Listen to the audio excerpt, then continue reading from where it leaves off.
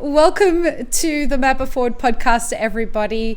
Today's episode of the podcast is brought to you by Pfaff Coffees, green bean suppliers of some of the finest and most sustainably produced specialty coffee in Brazil. Head to pfaffcoffees.brazil and check them out, and also reach out to Felipe Croce on Instagram or felipecroce@pfaffcoffees.com. You can see all the delicious little details in the show notes below. Today on the Mapper Forward podcast, we have Aislinn Cullen joining us. Hello, lovely. Hi, thank you. It's so great to have you here. You don't know this, I've been waiting since I got back from Australia last year to find a good time to have you on the podcast. Really? You made a real impression on me last year at the Melbourne tour that we did. Well, that was when we met, and you had a real big impression on me. And I know we didn't get a lot of a chance to talk, but the discussions were really intense, and your face talks a lot. I don't know if you've been told that. Yes, it does. Yeah. Yeah, I'm very expressive. And so your silence was talking volumes. I'm like, I want to have a coffee with Aislinn. And then I thought, I can't have a coffee with Aislinn. We live in different countries. I'm just going to see if I can get her on the podcast and have a great conversation with her then. So thanks for doing this. I really appreciate it. You're doing some killer work with MCM, Melbourne Coffee Merchants. Yes. And you just released, and this is kind of where I want to start the discussion today, because there's a lot going on with what you guys are doing. There's a lot going on with the world of coffee and the coffee price crisis and traceability and what should we do and what shouldn't we do, and sustainability and climate change and all the things that are a big deal for what's happening right now. And I read the article that you guys released just recently. Did you release that? Mm-hmm. It's been a work in progress there was a live version of it maybe for the last 2 months, but I think the latest iteration is the one that we've been kind of shouting out a little bit more. And that's been up for about a month. Yeah, great. If anyone is on our mailing list, you will have received a copy of it. Well, you would have received a link to it today. If you're not on the mailing list, it is in the show notes below. And the title of it it's about transparency and why it's important and why it's also hard. Yeah. Let's talk about that. My thing with regards to transparency is there are pros and cons to it, like with everything that seems to be a solution for the coffee price crisis. Let's talk about what transparency really is to start the discussion, because it confuses a lot of people. Yeah, I think the idea of transparency for a lot of people right now, it exists just as a kind of boiled down thing of publishing FOB prices, and specifically like roasters publishing FOB prices for consumers. And that's just one really small part of transparency, I think. Like the movement itself is much larger, and there are maybe some more meaningful ways within that movement to actually positively contribute to producers. We started writing this as a response to the question that we were getting, which was, will you release FOB prices for the coffees that you sell? Right. And we got that question a couple of times from different roasting customers, and we were like, do we, don't we? Like, because the initial reaction was kind of like, I don't know if we can, for various obstacles and talent, like for various reasons. And we should talk about that. We should talk about why we can and can't, and and it was Yanina who first challenged me on that, because everyone was saying, you gotta release the FOB prices, and you've got to release the price you've paid the farmer, and you've got to release this, and you've got to release that. And then she said, hey, but wait, what right do you have to do that? Yeah. I'm like, you know what? That's a fucking great question. It's a really, I mean, first really and foremost, question. They're not our prices. No. We pay those prices, we don't set them. And producers are doing the same thing that like a wholesale roaster would. Like any wholesale roaster knows that they're selling the same product for different price points to different customers. Yeah, right. And producers are doing the same thing, presumably. So if we start publishing their prices, that's opening up a can of worms for them. You know, we're exposing sensitive financial information that belongs to them, and their competitors can see it, their other customers can see it, their neighbors can see it if they're making extraordinarily high prices. Our competitors can see it, our customers, for sure. So there is like a business concern there. And yeah, I think it just needs to be acknowledged. It's not, for us at least, you know, like in the blog post we write, this is of concern, but for us I think our relationships with both our suppliers and our customers are strong enough, and that's built off of like years and years of work and years of trust and rapport and all the rest of it. So like I think that we can probably withstand that exposure, but it's something that I think a lot of people, when they're asking the question, they're not considering what risk they're asking the supplier and the producer to take. So when they open their books. You're right on that, and it the element to that doesn't sit well with me, that agrees with what you're saying, is what right do we have to expect this from people? Yeah. I feel like if we're going to say this, it's like a form of bullying. Like, you're not really being transparent if you don't put your pricing out there. Well, look, I understand what people are trying to say. They're trying to find a method for everybody to be transparent. And we all know that there are really shitty, dodgy operators out there. And that's not up for dispute. And people want to come up with a way that transparency can perhaps be the light that's shined on that dodgy behavior. But there's collateral damage for that. Yeah. I mean, I think that the intent behind publishing FOB prices for roasters publishing is great. And people, they want to distinguish their buying practices. You know, like we've lost things like the word specialty to explain what it is that we do and how we do it differently from commodity traders. Yep. Or, you know, $7-Eleven coffees.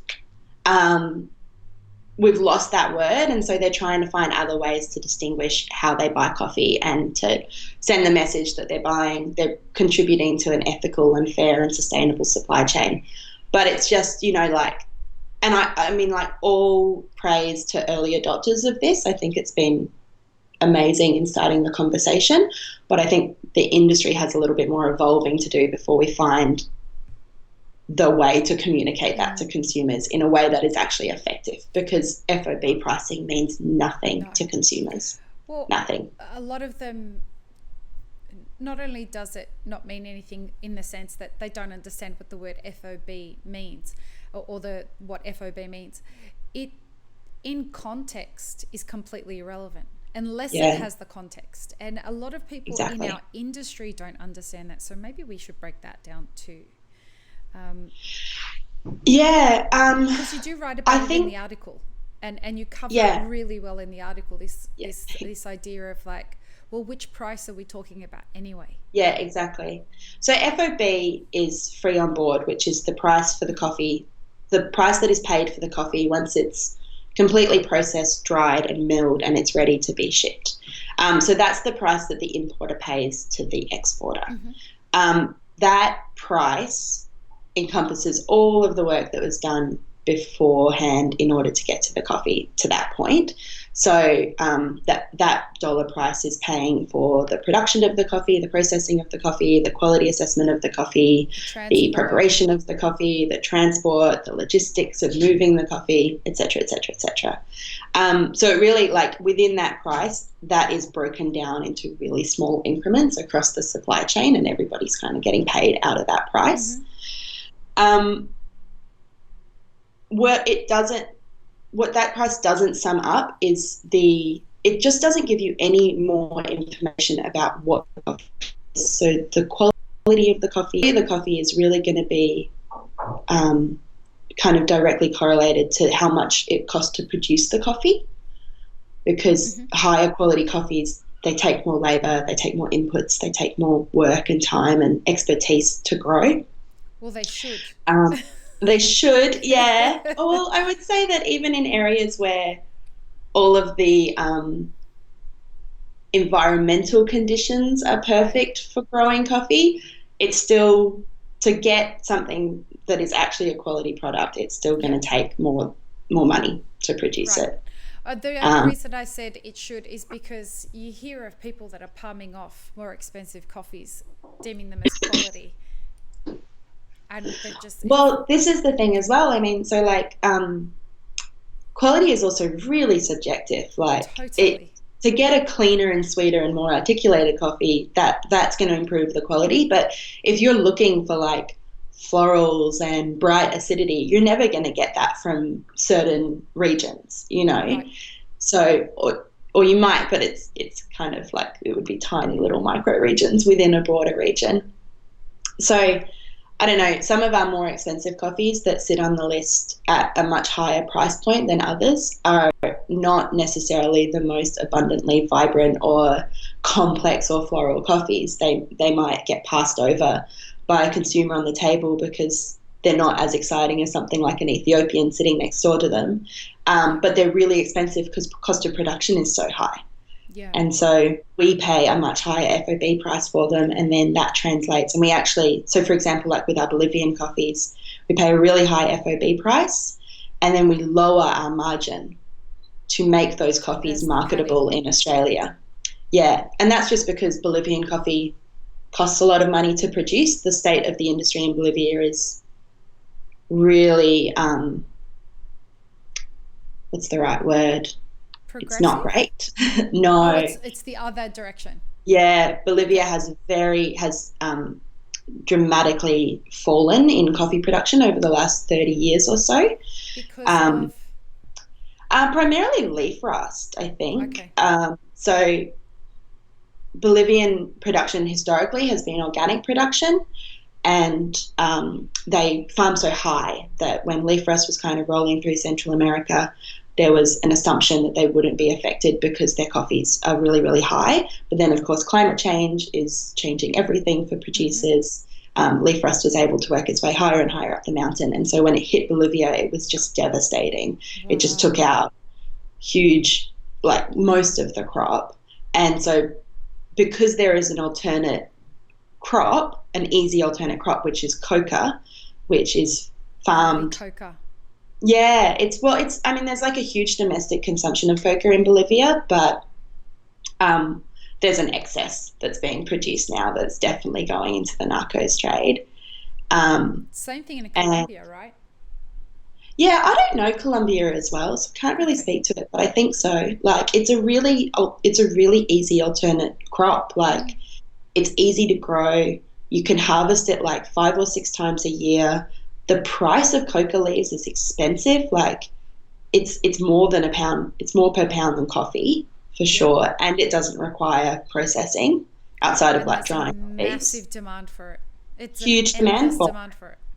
Like, why would you not? So when coffee farmers, well, there's that whole cartel thing that would probably make it. But if you're like a smallholder and right, I get a long way from you to the cartel, and, you know, and you need to feed your family and all that really important stuff. Exactly, yeah. Why would? And I think also like US pulled aid from Bolivia a few years back, and so a lot of the aid that was going to Bolivia was to prevent the war on drugs, and so there were programs that were kind of introducing new crops like coffee to replace coca, and once all of that aid was pulled, like farmers, there was just nothing alternative to that. Can you help me understand something? And I've spoken very openly on the podcast that I've never bought green coffee. I've not been to Origin, and I have no problem admitting what I don't know. And there's so much that I don't know. But because I have this podcast, I'm very fortunate to be learning so much from amazing people like you. So thank you for coming on here to educate all of us about this stuff. My question is, the part I don't understand, we have, and forgive my ignorance, but we have a long history of coffee farming, right? We've had generations and generations of coffee farmers. And it seems that we're only really just now putting in the science to start understanding how to farm coffee really well. And we're only just starting to do that. Why? Why aren't we? Why now? Yeah, like, well, why not before now? This is the part that I don't understand. How did all these people learn how to farm coffee if we weren't doing all this research and we weren't passing on all this information? Because it's been done in other ag products. Totally. But other ag products are grown in first world countries, and coffee is exclusively grown in developing countries, because most coffee was planted by colonialists. So missionaries from Europe would go to these countries, they would plant coffee, set it up as a cash crop, an easy cash crop. And then, you know, the farming practices were pretty basic, but it produced coffee to sell. And up until recently, there's been very little focus on where coffee comes from, or distinguishing quality, or separating out. Really, there's been so little focus on, you know, the potential of coffee, that why rock the boat, you know, why change the status quo? Well, the yield because the people who are farming it are all the way over there. We don't think about them. Yep. And so now we have this world full of information, like social media, I think, has done like wonders for the coffee industry. Totally. Amazing. And people are starting to realize what's going on at origin level. And I think that's where we're seeing this backtrack of like, oh, if we want this to be a sustainable crop, then we need to put as much research into it as we do something like corn or watermelons or grapes. All of it. Yeah. So here's the part that doesn't make sense to me, is we're losing so much of our coffee growing regions. Correct me if I'm wrong. Yeah. We're losing a lot, but yet this is our fourth year in a row, based on the figures that have been shared by SCA. This is our fourth year in a row where the supply outstrips the demand. I think that's probably, so first of all, I'll say, I think with the coffee growing regions that we're not losing, the areas that we're losing are the areas that produce really specialty coffee. Right, so. But there's no lack of areas to grow commercial grade or fine commercial coffee. Right. I think that's kind of an important distinction. Totally. So there is a glut of commercial grade or fine commercial grade Arabica available in the world. We, as the specialty industry, are probably not tapping into that or buying any of it, but it is available. And there is an excess, and I think that excess is probably to do with weather patterns, and then also because for Brazil, which is the largest producer of Arabica, as you know, I think I read somewhere recently that climate change is actually of benefit to Brazil. Totally. Like it's actually probably improving their yields. And then where was I going with that? And then the other thing to consider is just technology. Technology is so much more sophisticated now, so you can process more. Yeah, you can process more coffee more efficiently and effectively than you ever could before. Brazil has some amazingly sophisticated technology, and you see it in other origins, and they're like, look at this machine from Brazil, and it's like top of the line. Like they're so proud to have it, you know. And then you see Brazilian mills, and it's just huge production. It's crazy. Mark Inman shared the other day on his Instagram this, I don't know how to describe, I don't know the technical term, but it was like a shaker. It like goes through the trees and just shakes the shit out of them. Yeah. And I'm like, well, what the fuck is this thing? It's a mechanical harvester. Yeah. And it just shakes everything as it goes, but it doesn't touch the tree really. It just kind of like just shakes and keeps going. Yeah. I'm like, this is genius. And that's borrowing from other agricultural industries. And that's kind of the direct product of like all of this information, like people having more access to seeing what other industries are doing and more information. And yeah, more sophisticated farming techniques. But how does a coffee growing region like Rwanda compete with that? Do they have By selling into the specialty market. So rather than competing on quantity, they're competing on quality. and so you guys have been spending a lot of time working with it's not charities. Is it charities that you're working with in Rwanda or No, co-ops? we work with cooperatives. So we don't buy coffee. Like, that's another thing where it's like coffee buying is not altruism. Like, we are, Right, it's a it's a business. business on both sides. Yeah. We want the product. They want to sell it to us. But we do work with a couple of different, we've been working in Rwanda for 10 years. I have been with MCM for a little under 2 years. So this trip was my second trip to Rwanda. And moving forward, I'll be doing the annual trips and the buying trips, which is That awesome. must be a Amazing. trip. Like Rwanda must be Oh my God, it's so incredible. good. Can you Yeah. tell me a little bit about what it's like to be in Rwanda? Yeah, so last year when I was going, Rwanda was my first Origin trip with MCM, and everybody in the team, I mean, it's a tiny team, but every single person was like, oh my God, it's going to blow your mind. And I was like, Wow. oh, so much pressure. Like, I'm excited, but I don't know what to expect. And so I was kind of like really anticipating it. And I got there, and of course, it blew my mind because it is the most fantastic country. Like, it's awe inspiring when you go there. Obviously, we're 25 years on from the genocide, and the genocide was an incredibly traumatic, horrific event, Mm. preceded by decades and decades and decades of civil unrest Mm-hmm. and agitation.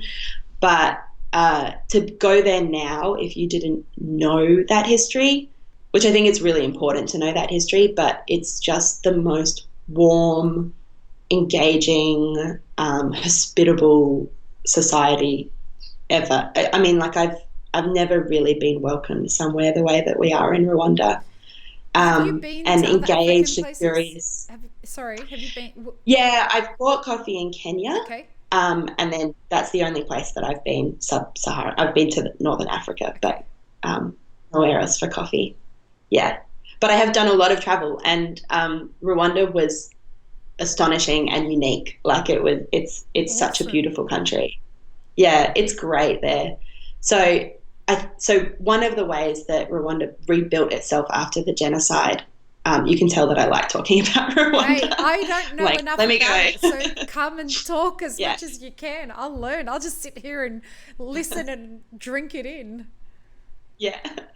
Um, After the genocide, uh, the country was obviously in tatters, and one of the things that they did was they invited a lot of international experts into the country to kind of assess how they could rebuild their. Hmm.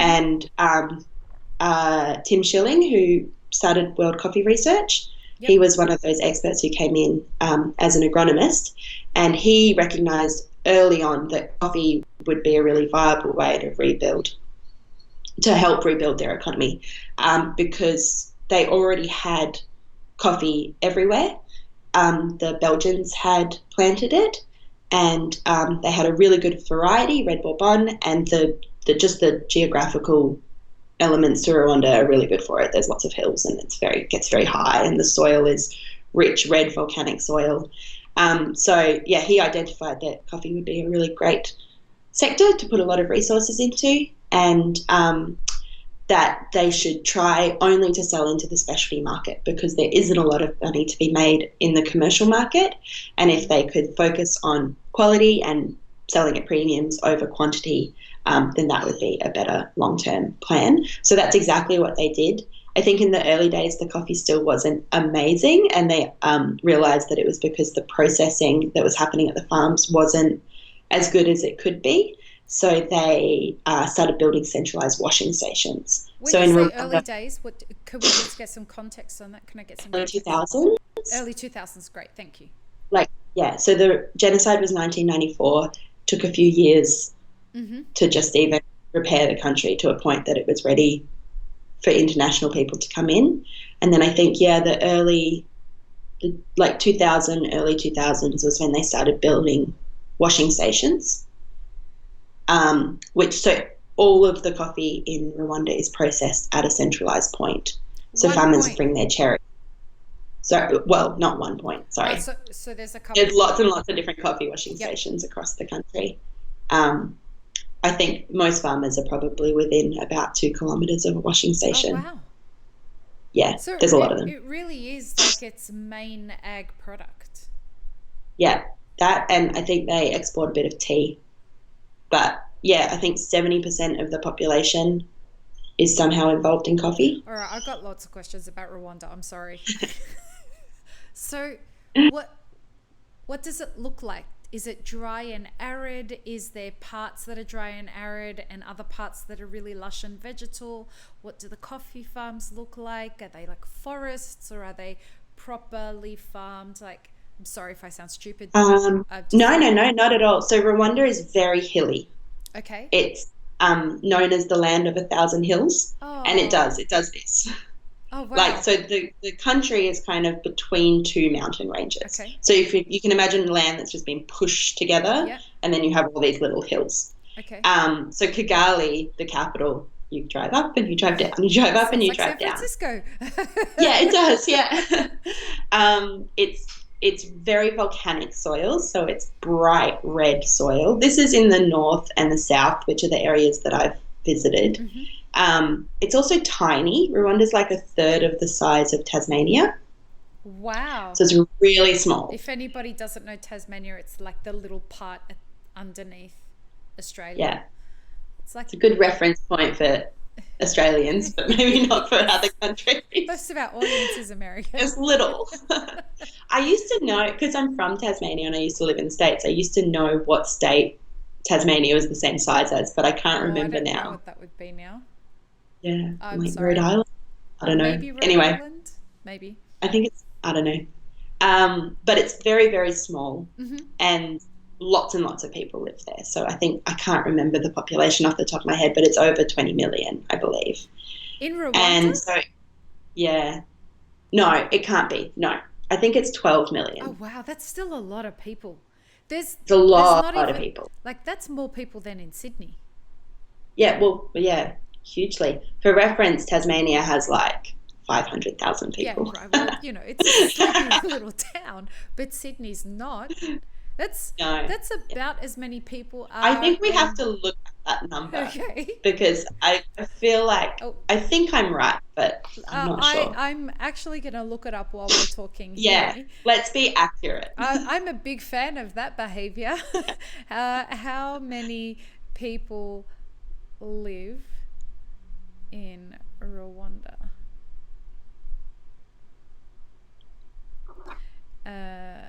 No, you're right. 12 million. Awesome. Yeah, as of 2017, 12 million. Sorry. Yeah. 12.2 to be exact. That's actually it's still very a densely lot populated. of people for that little an area. Wow. Yeah, it's tiny, and there's people everywhere, and you can see when you're driving around, every inch of the land is cultivated for some kind of use. Strategically or just out of necessity? Well, people live there, so they have their home and then they have their farm.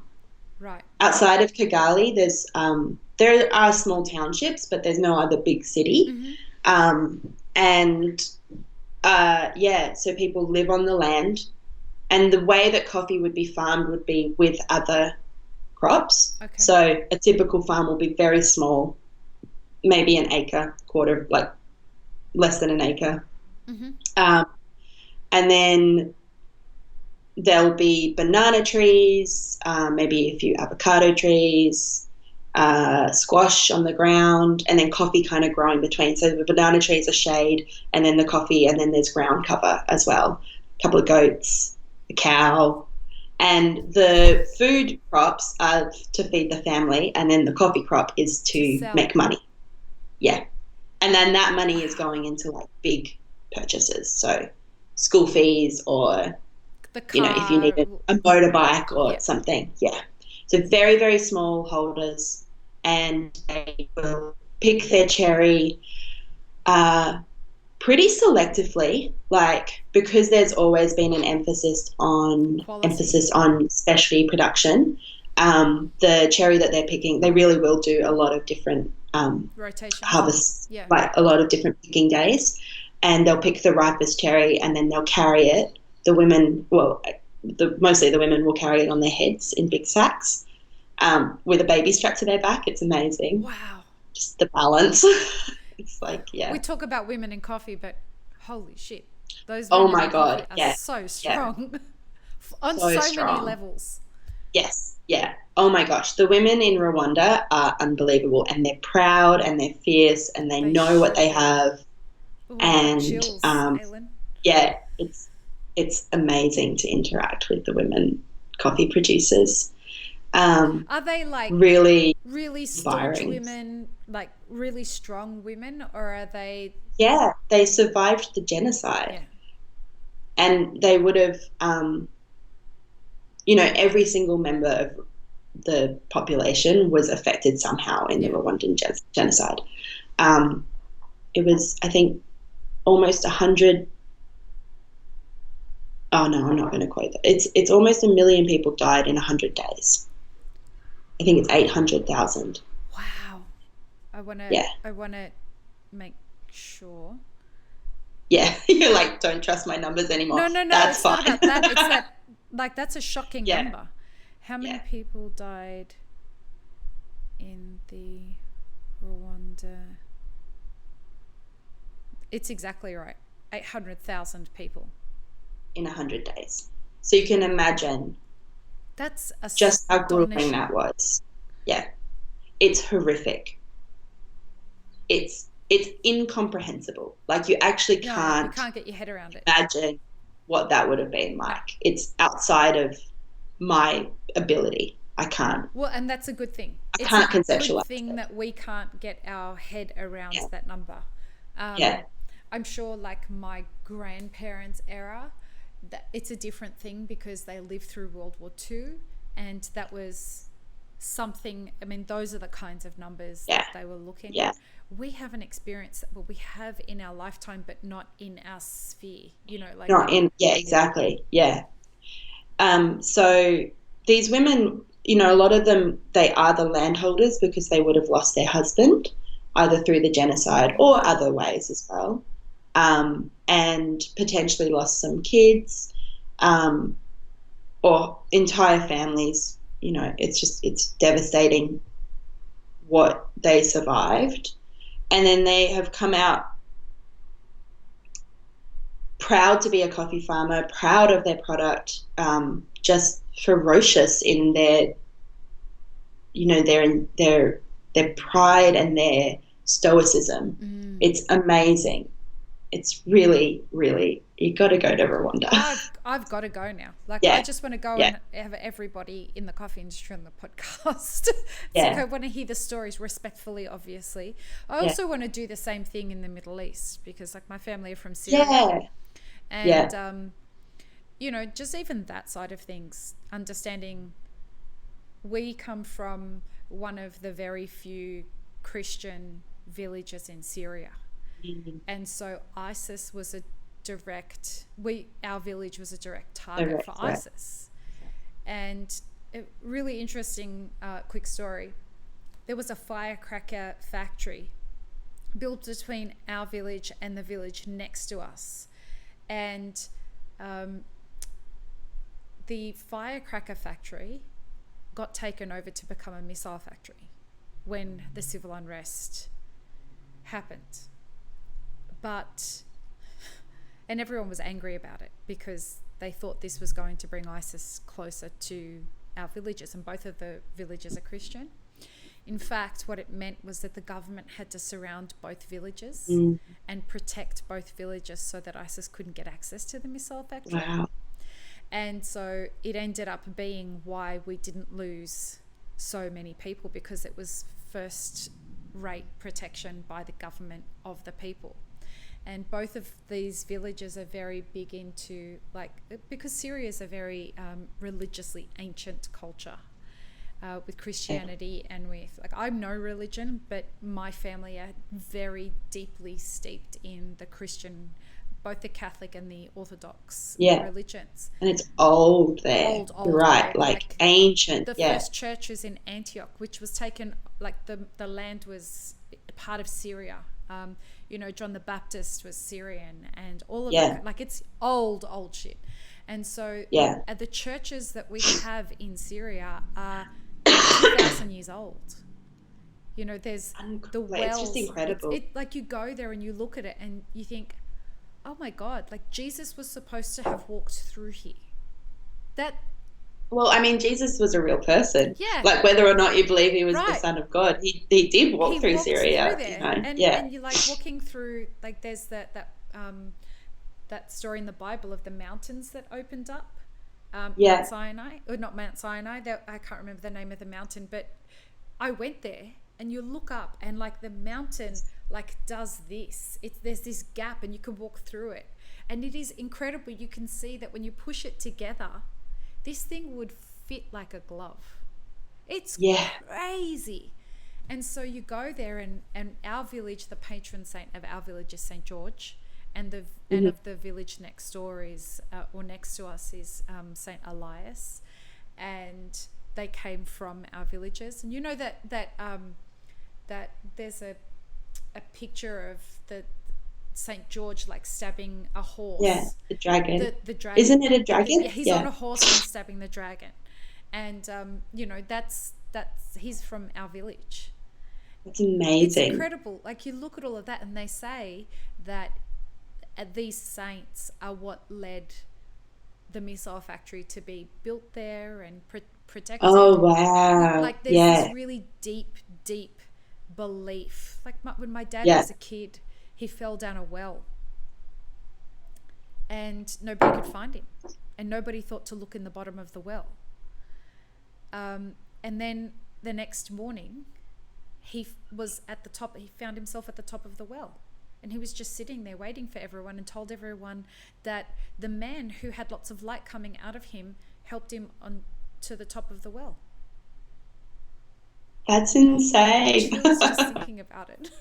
But it's these kinds of, like countries like Rwanda, they have these kinds of deep roots, the same as in Syria. I just want to go and have these conversations with people over there and help them get their stories out and let's talk about coffee and what that's done for you and what the Syrian culture is so steeped in storytelling. It's how we do it through song.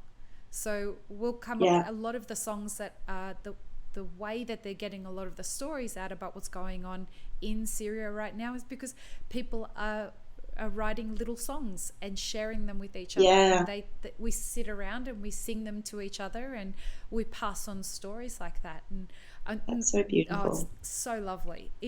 It's so lovely. It's the thing that it really sucks that I can't go there, because if I get my passport stamped that I've been to Syria, I can't come back into the US. Oh wow. Because I'm on an E3 visa. So it just becomes really hard and shit, and you think like I just want to go and see it and hear the stories and collect stories and bring them back and share them. I think that's such a powerful thing to do, because like if you have the privilege of being someone who gets to go to those places, you have to take your responsibility of being a connector seriously. 100%. And it's something that I want this podcast to be a platform for. Like it's great that right now this podcast is a platform for talking about and educating the community about what the issues are with our supply chain, because I didn't know what they were before I had this podcast. And it just came from asking questions and saying, hey, listen, can you come on and teach me about this stuff? Can you come and teach us about this stuff? Can you tell us what it's like in Rwanda? Can you teach us what the sea market is? Like I just called up someone and said, hey, listen, I need someone to come and teach us about what the sea market is. Do you know a broker that will do like the sea market for dummies? And so we got someone to sit here and, first of all, in the brokering world, none of them know it is the sea market. None of them, nobody calls it the sea market. When you try and find out what sea market stands for, there's actually no meaning for. Yeah, we had to write a definition for that post. And it was like, oh. Yeah. Because Well, I don't think that people know what the sea market is. no. And I They know saw that what it's you a guys wrote. figure, Yeah. but yeah. And that leads me to another thing, is like something else that the whole article impressed me. If you didn't get that impression, it really did, because Thanks. It was a lot of work. I can tell. I can tell that it would have been a lot of work for you guys to make it as easily understandable as it is, because it would have been really easy to go into a lot of technical talk, and there is technical talk in there, but it's not inaccessible. That's really nice to hear, because I think that was one of the things we were really conscious of, was to keep it readable. It's very much that. Yeah. Just so that you know. Thanks. We actually, originally it was one post that we split into two. So what you're reading is half. There's another post that's coming specifically about, no, it's already up. It's about how we buy coffee. And that's a bit more detailed in like the processes of what we do when we're at Origin and how we work with our suppliers. But originally it was just one post, and it was like 7,000 words long, and we were like, we have to make this more readable. So that's when we split it, and so the large post was live for a little while, but we split it, like maybe a month ago, and that's what we've been talking about now. So a lot of content. It's important content though. Like that's the thing. Yeah, I like, hope so. I am going to use it as a reference. I hope you don't mind, but I'm going to use it as a reference to say to people, like, if you want to understand traceability and transparency, you need to start by reading this article, because it's going to give you a lot to chew on. And I think that's where we're at, right? Like, we don't have any answers right now. We so like I was saying earlier, we originally were just writing a response to the question, can we have FOB? And so, like I said, our gut instinct was kind of like, oh, I don't know about that. And we have to kind of explore that and also explore our reaction. Like, why are we reacting this way? Why is the initial instinct no? What are the actual challenges that we're seeing that are kind of making us instinctively reflex from that? And then we started unpacking it, and it was just like, oh my gosh, the transparency movement is so much more than publishing FOB price. There's so many more things going on, different initiatives across the industry. There's a real academic approach to this that we want to tap into, because while the conversations that we're having are really valid and amazing and useful for to progress the movement, it does require an academic, research-driven approach to actually change things. And so I think that's where we got really excited about things like the Specialty Coffee Transaction Guide. Fleur was at the Transparency Colloquium in Atlanta this year. Things like the pledge, which roasters can take to support transparency. I think, and also, like organisations like World Coffee Research, who are really putting in the hard yards. Exactly. They're working so hard with a scientific approach to improving farming practices and crops and yields for farmers. And like, I can't do that. I'm not an agronomist, but I can support that. Or a geneticist. Exactly. I'm such a massive fan of what they're doing. And for anyone who doesn't, or an economist, Or an economist, yeah. I mean, the thing about coffee is most of us, there's no university of coffee to go to. Yeah. And most of us are learning as we go, and the quality of the information that we have is based on the quality of the information that the person who taught us had. Exactly. And it's never usually great, let's be real. Yeah. And given that the research is, SCA just established the first research initiative this year. Peter Giuliano was talking about it on this podcast. Yeah. He's like, so we're finally doing it, and that's fantastic. It's awesome. But how come it wasn't done 10 years ago? This is the thing. I mean, like you say, everybody was learning from the person who came before them.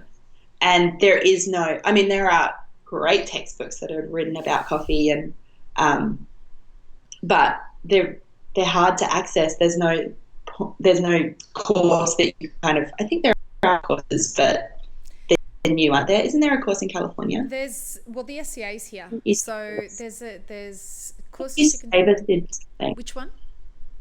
No. UC Davis? Well, yeah, they've just started the Coffee Research Centre at UC Davis. So that's in collaboration with this new initiative that SCA has started, which is, it's a separate organisation from SCA, and I believe it's either a charity or a co-op, something like, or a non-profit. One of the two. It's probably a non-profit. And it's set up as a separate entity to SCA, but Peter Giuliano is the Chief Research Officer for that. And so, or the Chief Scientific Officer or something of that vein. And they are going to be bringing on board initiatives. So they want to fund initiatives that go into the research of coffee and the proper scientific analysis and research of coffee. And World Coffee It's so important. Oh, yeah.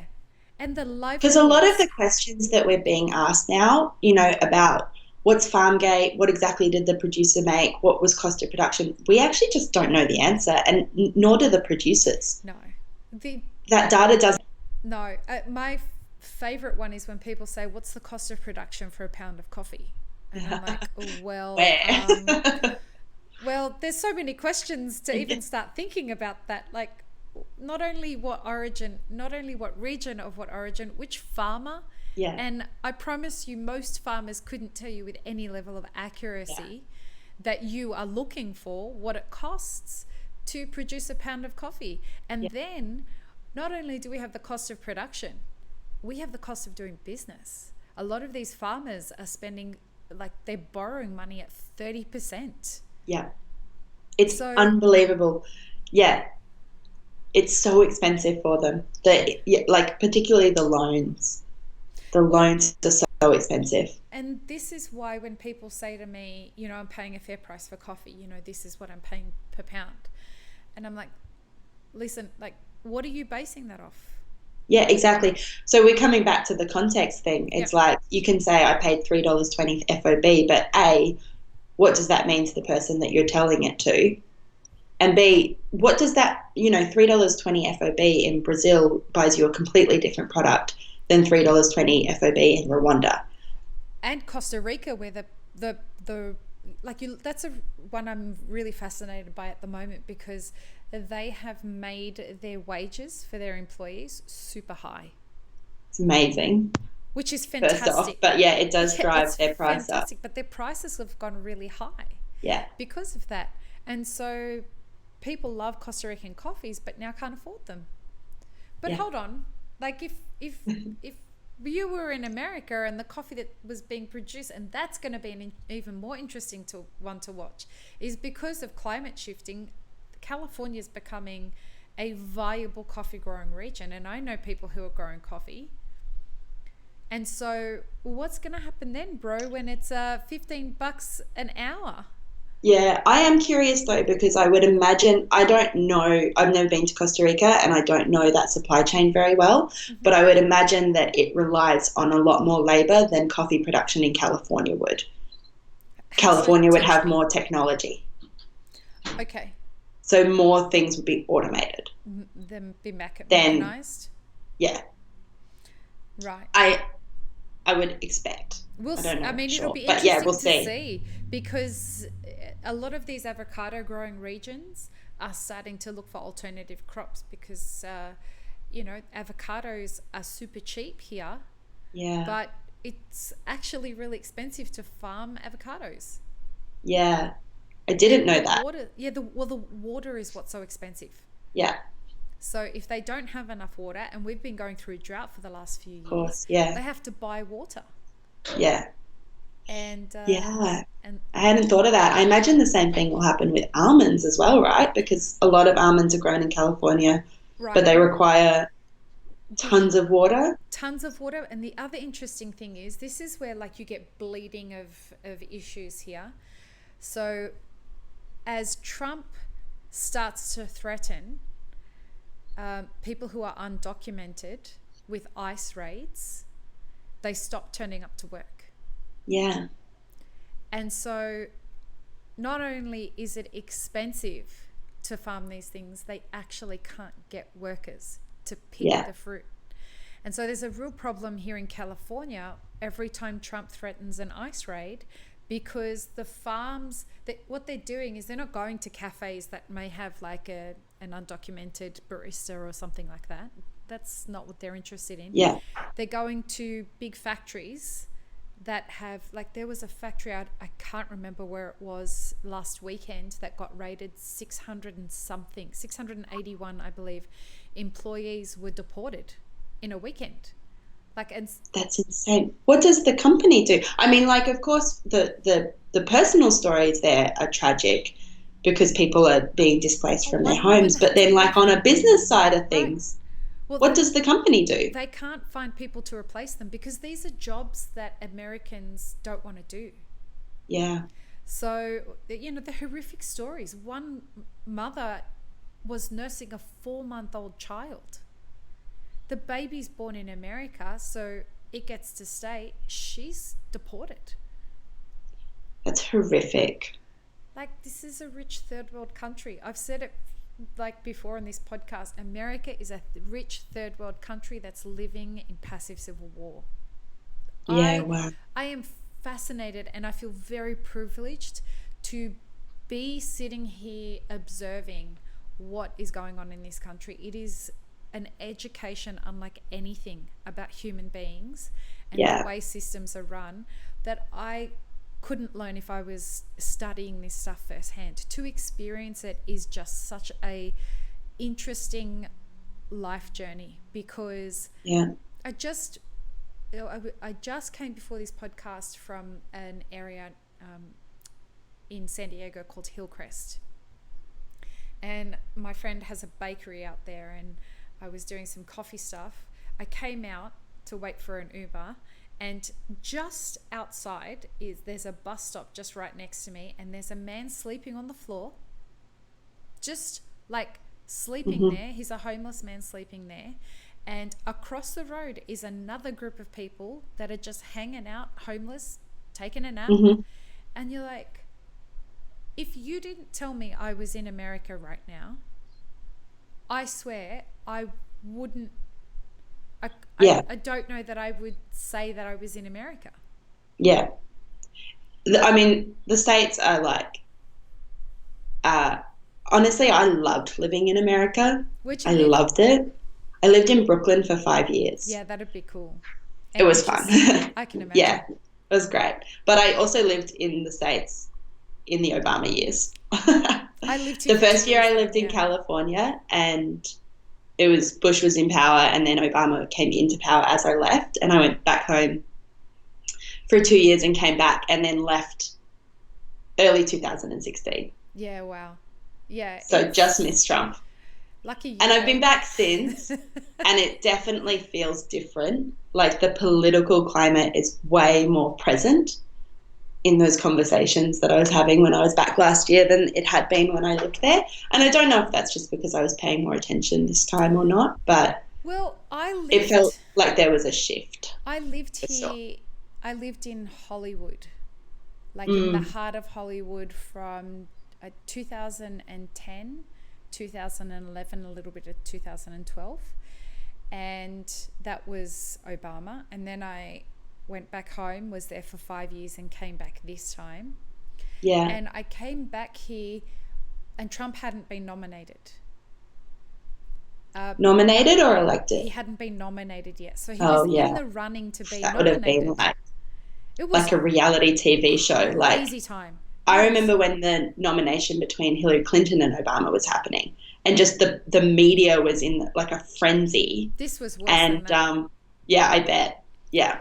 I remember, so I arrived, and a couple of months later, it wouldn't have even been a couple months, maybe a month, 6 weeks later, SCA was on in Atlanta. And I remember walking up to a group of coffee people and just hanging out, and, you know, they started saying to me, so what do you think of America so far? I'm like, a little concerned about this whole Trump thing. And they were like, stop overreacting. It will never happen. Like, they'll veto him even if he gets close to the nomination. Yeah. I'm like, you guys, I don't know if it's just everyone from outside, but everyone that I know that lives here, that's not from here, we all think he's going to become president. They would just laugh it off. It'll never happen. It'll never happen. Now I get the heebie-jeebies when somebody says to me something will never happen. Because I was in a lift the other day. That's the same as Uber over here. They have two companies, Lyft and Uber, you know. And this woman, this is so Californian. This woman said to me, he won't actually get in. I'm like, you really don't think he'll be re-elected? She said, there's no chance. I'm like, oh, thinking that this woman... Let's wait and see. This woman knew something that I didn't know. And she turned around and she says, no, because I refuse to believe that it can happen. I'm like, well, that might have been the problem in the first place. That was what happened in the first place. That's kind of part of what got him in. That and Hillary was a shitty choice for them to have. She just ran a really bad campaign. They should have had Bernie, but anyway. I just think that I really would like to see a progressive. Bernie couldn't have beat Trump. Sorry. You don't think we don't need to go into this? No. You don't think he would have beaten Trump? I don't think so. I think Hillary should have run a better campaign. Yeah. And maybe not taken it so much for granted that Trump wouldn't be. Yes. Yeah. I don't think she really fought.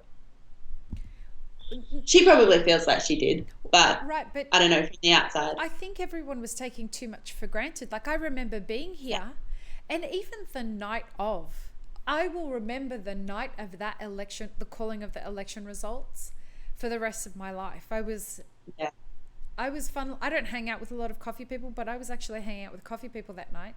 Really great coffee people, and we had dinner in a Korean restaurant and then went and had cigars afterwards, and we were in a very Republican bar having cigars, and every TV was on Fox. Of course. And so we just asked if the one TV that was near where we were sitting could be please put on CNN. And of course, as they called state after state after state after state, and it was like, oh my God, everyone's face this is happening. White. Yeah. In our little part of the cigar bar, but it was roars and yay and cheering, and everyone was excited, and we were like, we can't watch this, we've got to leave. Like, if this, and from that night on, I really feel America changed. Yeah. It'll be interesting. I mean, like, let's just wait. Let's just wait and see what happens, because I think, I would like to believe that Trump won't be reelected. For them. But I think there will be many, many years of cleanup, even if he isn't. I think this is a real schism in their history. Culture. And we'll see, in culture, for sure. Yeah. And I think if anything, I think there's a positive in that it has exposed some of the underbelly of the way that Americans think about themselves and the xenophobia and nationalism that exist in the country, which, you can't address a problem unless you acknowledge it. Mm-hmm.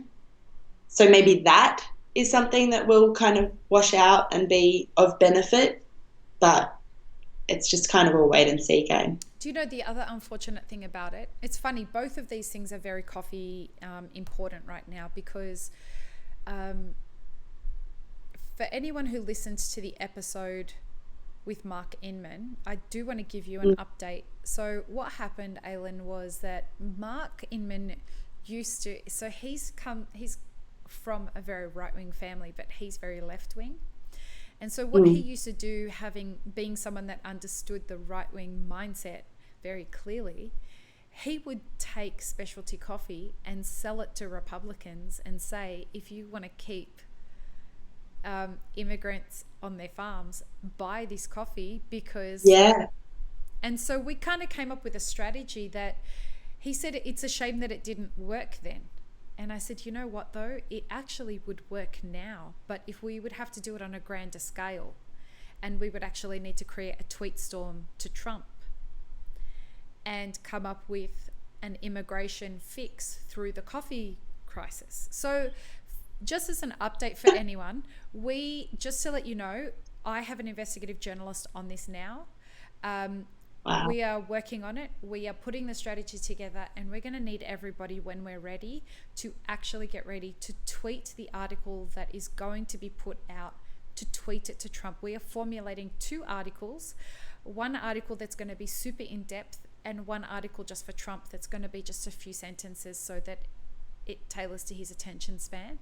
And we are going to need everyone to tweet it to him so that the headline will be something like, could the coffee crisis be the fix for America's immigration issues?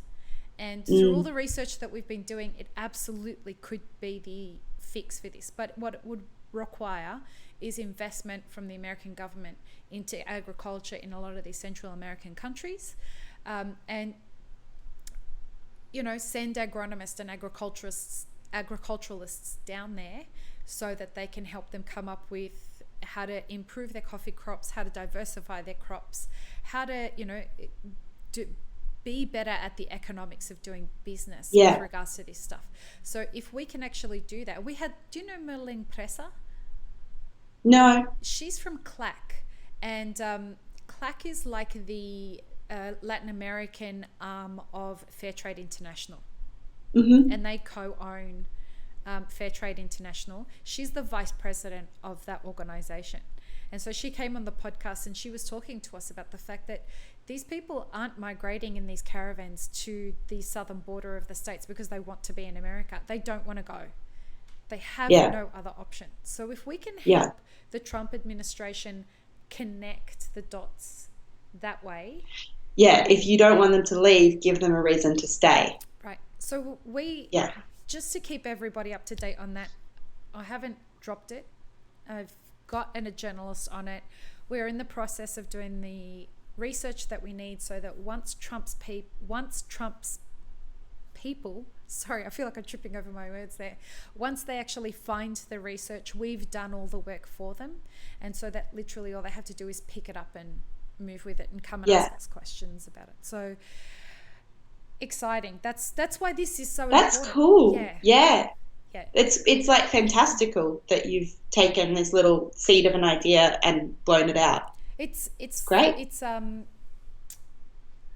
It's one of those things that social media has been such a wonderful thing for the coffee industry, and this is just one of the reasons.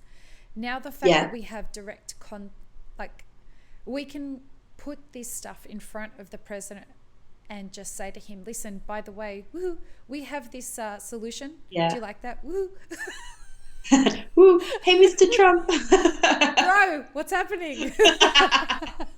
I know. That would be totally the Aussie way of doing it. Douchebag. Sup, mate? What's going on?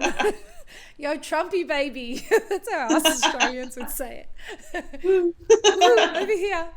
Cooey. But just kind of say to him, hi, listen, we've got a ready-made solution for you. It's going to actually need some figuring out by you guys, but this actually could work. It's government, that's your job. Yeah, but hello, this is their era. But going back to something that you were saying that's really important, that is again connected with regards to politics and the coffee industry. All this right-wing stuff that has been unpacked. We have SCA happening in Portland next year. I don't know if you're aware of some of the stuff that's been going on with regards to Antifa. Do you know who Antifa is? So like we have these extreme right-wing people, the Trump era has unearthed extreme left-wing people. And they started off as like this anti-fascist group and then went super, super left and became Antifa and took on a vigilante status. And so it's so vigilante now. Dangerous. It's dangerous. Exactly right. Exactly. It's just dangerous. Any kind of fanaticism, right wing, left wing, it's just dangerous because people lose reason. Right. There's no logic. They're no longer connected to a reasonable cause. Yeah. Sorry. They're no longer connected to what the point of progressiveness is, Yeah. or why they're being right wing, or like none of those values matter anymore. It's about virtue signaling. It's about, I didn't get Yeah. either enough hugs as a kid or too many hugs as a kid, and now they're using this as a way to be super expressive and become a part of a group, and it's not a healthy group to be a Yeah. part of. And so now you've got the Proud Boys, who are the super right-wing side of things, and you've got Antifa, who are the super left-wing group of things. They're turning up, and they have to be separated by concrete barriers. That's the only way that the Yeah. Portland local government can keep any sort of restraint on it. But what's worse is that the governor from Portland is also the police chief. So there's no separation of duties matrix there. And so the police chief, who is the governor, has given instructions that if Antifa actually attack anybody, the police are not allowed to engage. Wow. Why? Because the way that they're reacting to it is that it's like the man is stepping in and getting involved, so they end up attacking the police force. And why this is a problem is because right now it's just Antifa that are turning up to these rallies, but this weekend there was the Proud Boys that showed up as well, and the right-wingers turn up with guns. Ugh. And so It's scary. my thing is, like, did SCA know this was going on when they decided to have SCA there? Because this is happening every weekend now in Portland. And it could, the way it's going, this could become really difficult. Like, everyone was up in arms when the speak was about doing SCA in Dubai. And because everyone was scared for their lives. We need to start paying attention to what's going on in Portland because of this. If anyone wants to hear what's happening, check out an episode of the Joe Rogan podcast with Andy No. His last name is NGO. It is so fascinating to hear what happened. He was a journalist. He turned up and he covers Antifa. He's right of center. He turned up to this thing. They outed him. And like, this guy's a dick as well because he was doxing people. For anyone that doesn't know what doxing is, it means exposing people's names and addresses and phone numbers, their real names. So he was doxing people on social media. And so when he showed up to these rallies, Antifa beat the shit out of him.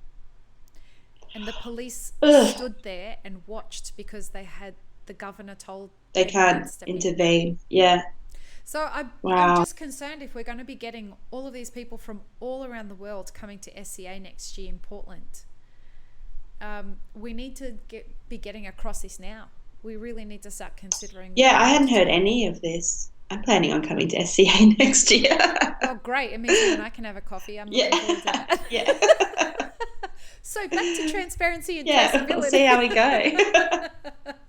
So the other thing I wanted to talk about is this idea of understanding what Farmgate is. Sorry, I've got a cold if you can't tell. I keep sniffing. I didn't know up until Oh, really? You just said it. Yeah, good job. I feel like. No, not at all.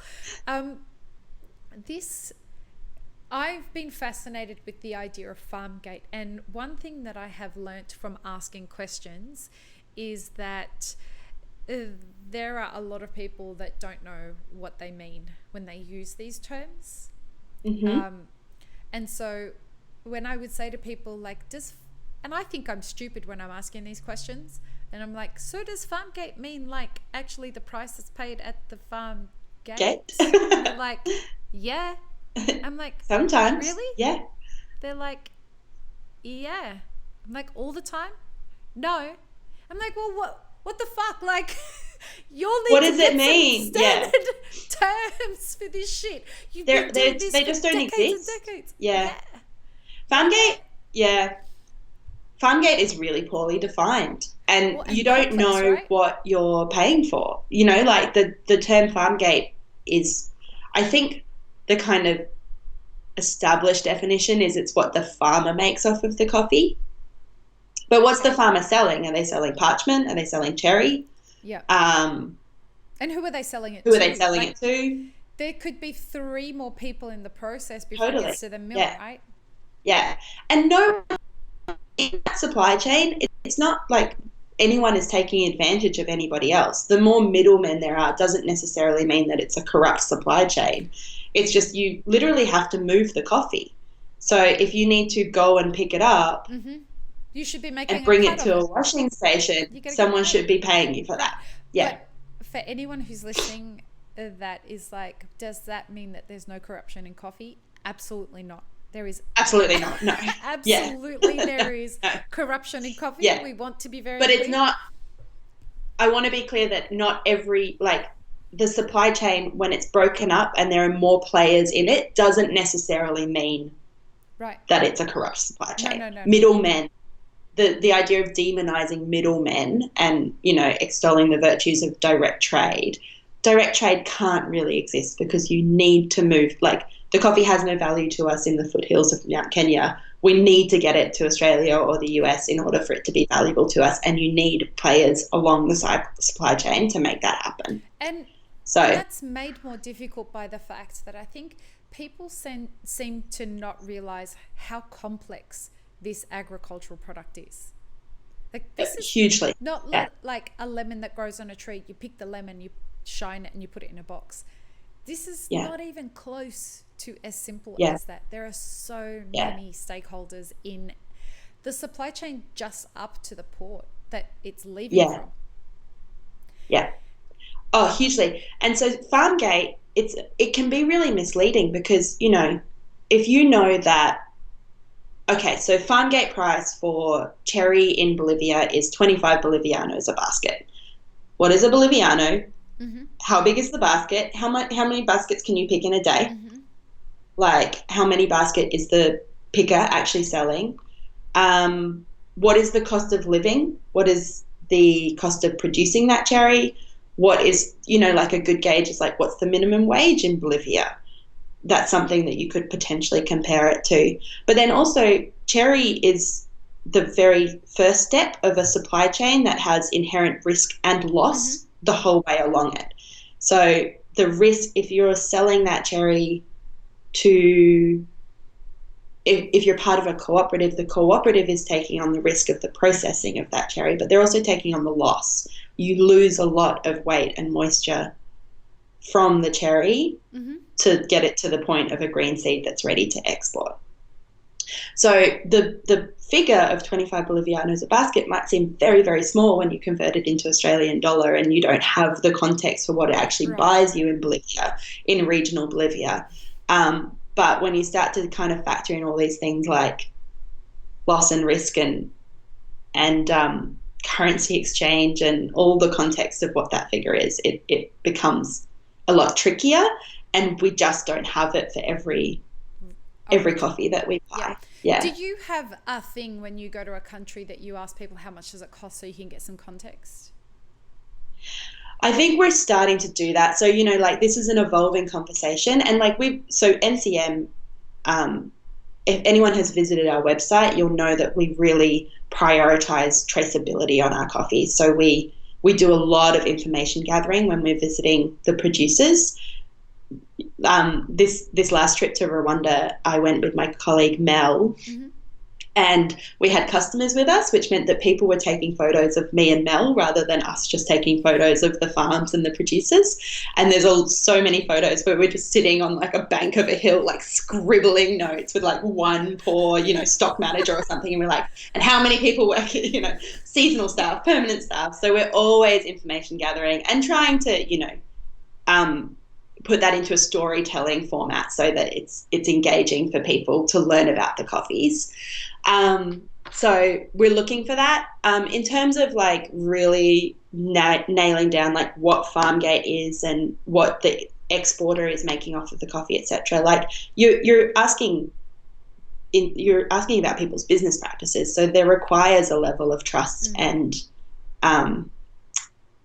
familiarity to kind of ask those questions.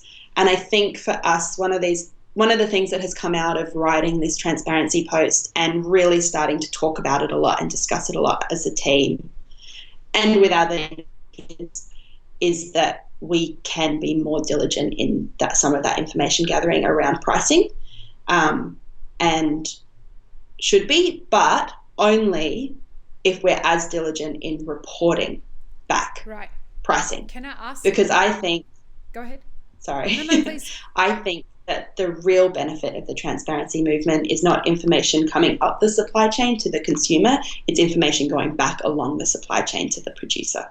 So they understand what people are making off of their product once it leaves their country. Yeah. The conversations I've had on this podcast with producers has shocked them, to be honest. Like when we talk to them about, you know, the cost of a latte and the cost of doing business and what it costs to pay for taxes and all that kind of stuff, they've been really, really shocked. I talk to a lot of producers now about whether they have insurance and don't have insurance, and you know, they talk about all these cafe owners that they think have Lamborghinis. Literally, they think that most cafe owners in specialty coffee drive around in Lamborghinis. And so what I'm realizing is there is the irony that exists in this. There's a real disconnect between what either end of the supply chain thinks about the other. Yeah. But they're experiencing the exact same pain points.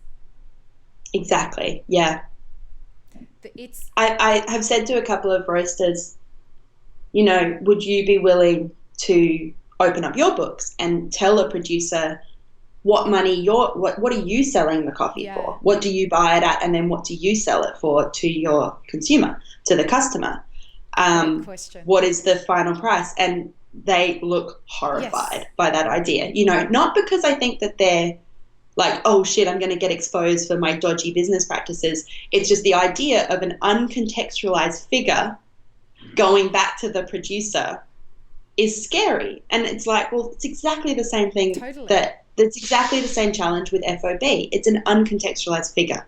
If you contextualize the figure that you sell your roasted coffee for, it starts to make sense because you're paying rent and overheads and staff and Australian wages or American wages. And you're probably not making a huge profit off of that coffee. But the figure itself is a bit scary to share because you realize that figure is astronomical to a coffee producer. But it's the same. It's exactly the same thing with FOB. It's like you've got to contextualize the figure or find a better metric for communicating. And we haven't found that metric yet. Not yet. No, I don't think so. I think profit is an interesting one. Like I had a conversation with my sister who does not work in coffee, loves coffee, but she comes in and out of it. You know, she buys coffee for her espresso machine at home and is someone who I respect and admire very much. She cares about other people. She buys sustainable products, but really has only learned about coffee through me yabbering at Christmas time, you know. So I had a conversation with her and she said, I think I could probably understand it better if you compared the profit. So the farmer made this amount of profit off of their coffee and the cafe owner made this amount of profit off of their coffee. But the figures themselves don't mean anything. But therein lies the problem. And this is mirrored at both extreme ends of the supply chain. We have people who are farmers who want to be agriculturalists. They want to grow something, they want to pick it, they want to sell it, and they want to make some money from that, and so that they can keep doing the same thing year in and year out. These are not people who want to manage spreadsheets or profit and loss statements or any of that kind of stuff. It's not why they started doing this. Yeah. And at the other end of the supply chain, you have people who have usually left corporate jobs or were baristas at some point in their career or roasters who are now running cafes and roasteries who aren't doing that because they want to manage profit and loss statements. They want to make coffee and they want to serve the community and they want to build, you know, a place. 100%. Yeah. So the issues are exactly the same. And so that's why when you ask most cafe owners, how are you expecting people to know how much it costs them to produce a pound of coffee. If you can't tell me how much profit you're making on a latte, you can't even tell me what your cogs are on your latte. Yeah. It's the same Yeah. problem. You can't tell me, you can't read a profit and loss statement. And bro, I don't blame you. I understand why you can't read it. You should be able to read it but that's a part of your journey in business. Yeah. And so we have Both points, low barriers to entry. Exactly. So it's easy to become a cafe owner. It's not easy to become a coffee producer, but relatively, like, you have land, right? You can choose a crop. A lot of the time it's inherited. Yeah. So they're born into it, or yeah, it's something that they historically that's what they know how to do. Yeah. And the same thing, like I put this blog article up on our website on this idea of who should be opening a cafe. And the thing is, we need to I'm in the frame of mind at the moment that I would like to kind of throttle the number of people that are opening cafes. And I'm not saying don't open cafes. What I'm saying is open a cafe when you are going to have the best chance of success of owning a cafe. So the barrier to entry to become a barista is super low. The barrier to entry to open a cafe is only made higher than the one to become a barista by the amount of money that's required. Yeah. That's it. We don't have to go to any university. It's not like we're opening a law firm where we have to have degrees and have to have set the bar and have to have done this and have to have done that. If it was up to me, and I hope that we get to create a course as Map It Forward one day in the future, whereby you take a week-long course that teaches you the financial statements that you need to be able to read to open a cafe. You need to learn how to read a contract if you want to be a coffee roaster, of how to buy green coffee and what it means. Yeah. You need to understand what the C market is. You need to understand what the different levels of pricing are. These are things you should have to know before you open a roastery. But people do it for the artistry. Well, I mean, it's not even like you have to know these things so that you're coming in with a level of assumed knowledge. It's like, it's going to make you more successful to know those things. Right. It's going to help you out to know those things. Totally. I think we have a customer who's they're a franchisee, so they have franchises, and the people who come into their business, they have to undergo like a 6-week training course. And they were describing it to me, and I was like, this is amazing. Like, you're setting these people up for so much success, because half of the people that own cafes, they take years and years to develop all of this knowledge, and you're giving them a very intensive course, which includes like working behind the bar. And then there's an opt-out option. If they do the 6 weeks and they're like, you know what, it's not for me, fine. Like, that's great. And I just thought, this just does not exist. This is a really unique model as far as I know. I don't know any other people who own franchise or like to. It's a thing that franchisees. It's in most franchises do it. So I know that there are like pizza franchises that do it. That they give you a taste, because the last thing that they want is someone coming into a franchise that is actually not going to enjoy it. And so they'll get you to spend time with another franchisee that's established. You go and you work there and you do these things. I've been saying it for 2 years to everybody who contacts me and says that they want to open a cafe. They have a day job. They want to quit their day job. They want to go and open a cafe. My advice to them is stay with your day job and go and work in a cafe on your days off. Yeah. And they're like, but I'll be working 7 days a week. What the fuck do you think you're going to be doing when you own a cafe? Yeah, welcome to small business. I know. What do you think is going to be easy? Oh, you're going to walk in there with a cute little apron and like just cheese espressos with everyone. Grow the fuck up. Yeah. I'm telling you. I know. I have people who are like, I just want to own a cafe because it's like, cool. I'm going to sit and drink coffee with my friends. Yeah. No, you're not. No. You're going to be hustling. I remember when a friend of mine had opened a cafe and I said to him, you need to start getting behind the bar. He doesn't make coffee, and he was wondering why his staff didn't respect him. And I said to him, you need to get behind the bar. You need to get your head barista to teach you how to make coffee, or I'll come and teach you how to make coffee. and you need to start showing up at least one shift a week behind the bar and at least one shift a week behind the register. And he said, no, I want to be the person that just kind of like romances in and walks and says hello to customers, and, you know, I can drink coffee with the staff. And I'm like, what are you talking about? No. Yeah. What do you think is going to happen? You're a valuable resource of wages that don't have to be spent on somebody else. No, it doesn't work like that. He's like, yeah, it'll be fine. Don't worry about it. He's not in business anymore. And I'm not happy about no it. Surprises there. That's the thing is, like, people say, don't you think you're a bit harsh on cafe owners or people who want to open their own cafes? Absolutely not. I am the tough love that you need that's telling you to delay opening your cafe for 12 months. That's all I'm saying. Just 12 months, go and work in a cafe. If you've never worked in a cafe before, and pretty much 100% of the people who have taken that advice went on to not open cafes. You're like stripping their dreams away. But it's good because I think people need to know the reality of it. It's a really hard slog. Hospitality is horrible. Tough. And I realized early on that I like did not want to own a cafe. Yeah, ever. Same. I remember. And still to this day, like distant relatives will say, "And when are you opening your own place?" And I'm like, "A, you don't know, you have no idea what I do, because I work in coffee. Right. B, you couldn't like possibly you've missed some years there. Yeah, don't you just stand there like and oh, you work in coffee. When are you opening your own place? Like that's the height of like my achievements, you know, that's the goal. But I mean, like for a lot of baristas, I think it probably still is. Like I think what you guys do is so cool because there are so many career paths in coffee and showing them and really like exposing like how you can get there.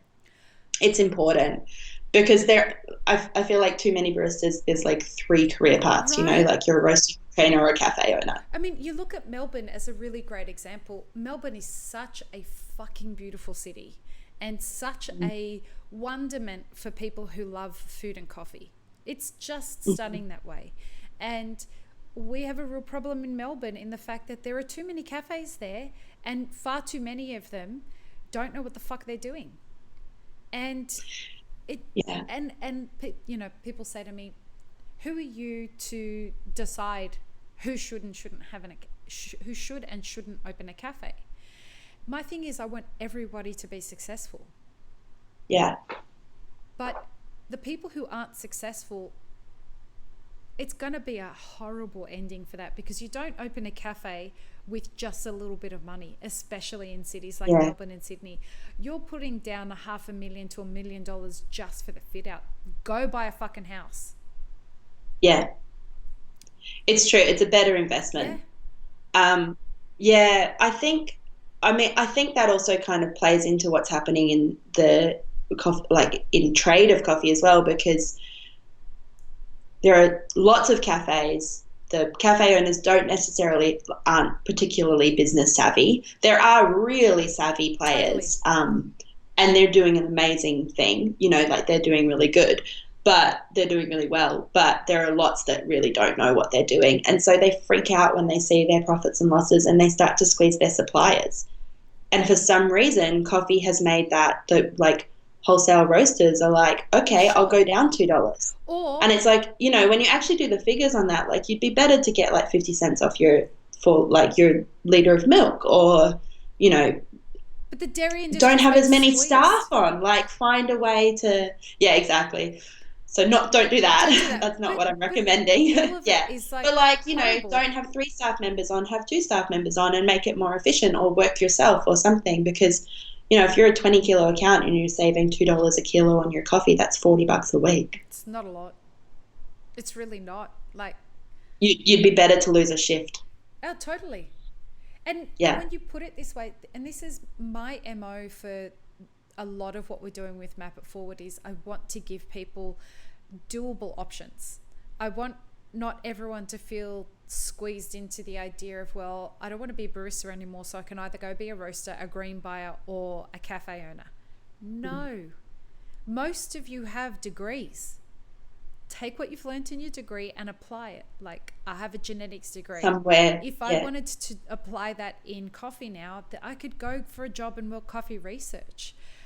If you have any degree, you know how to write, go be a coffee writer. Go write blogs for companies, and go join a coffee house, like a coffee importer, and be the person that does the copywriting for them. Learn how to do that. And like, there's just so much.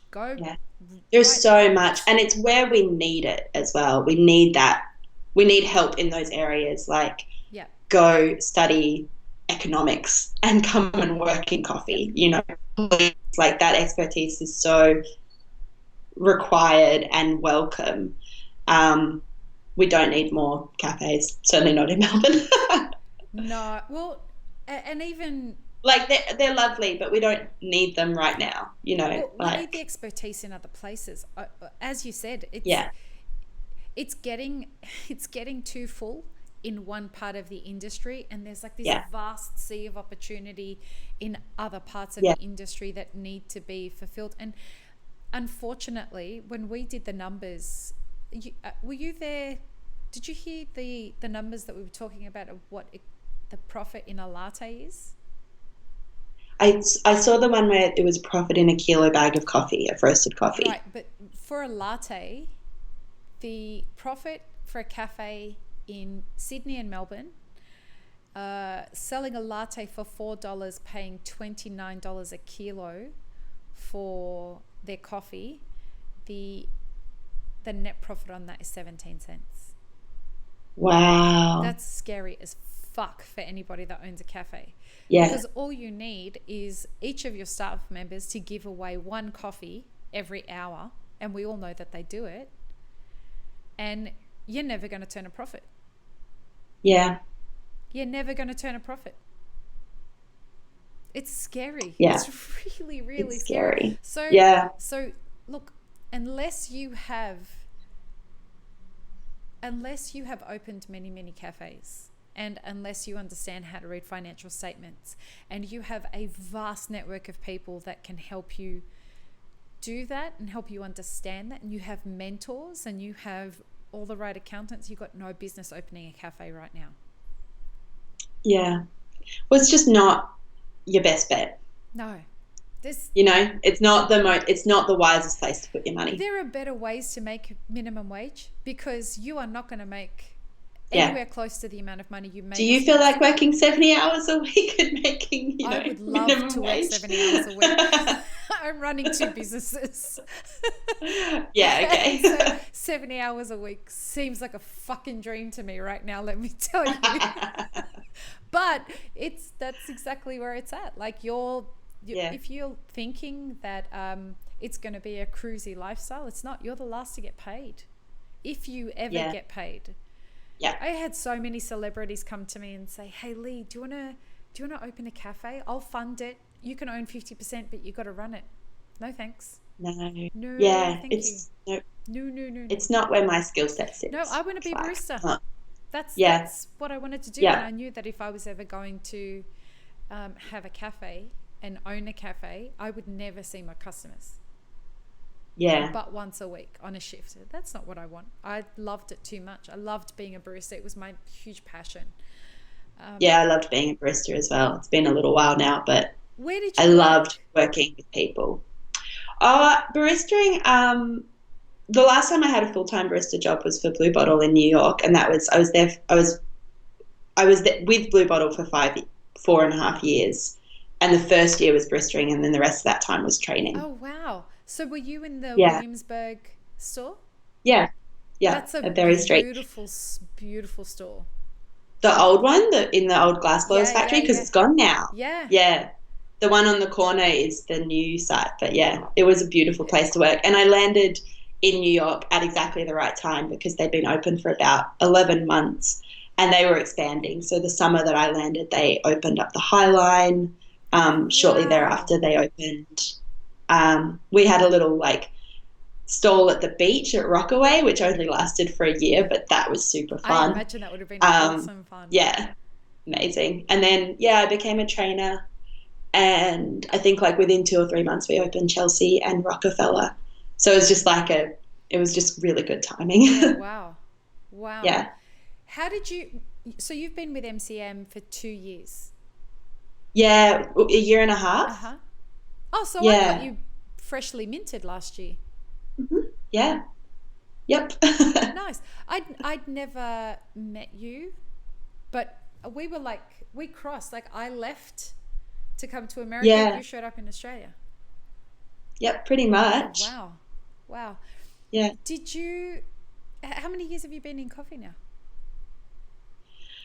I mean, I started making coffee when I was 18. Really? So, yeah, I worked at a 24-hour bakery in Adelaide, which is really funny for my Adelaidean customers because that bakery still exists and everybody knows it as like the place that you go at 3 in the morning for a pie, Oh, for a wow. drunk pie. Those are the Um, best places though. totally, yeah. Yeah, I'm like a real classic coffee story. Like I started as a barista while I was going to TAFE University at actually. TAFE? Straight out of Yeah, but school? I dropped out. No, I'd been I I'd been around. Like I have moved countries a lot, Uh-huh. so I had come. I think I must have been 19 when I started at that bakery.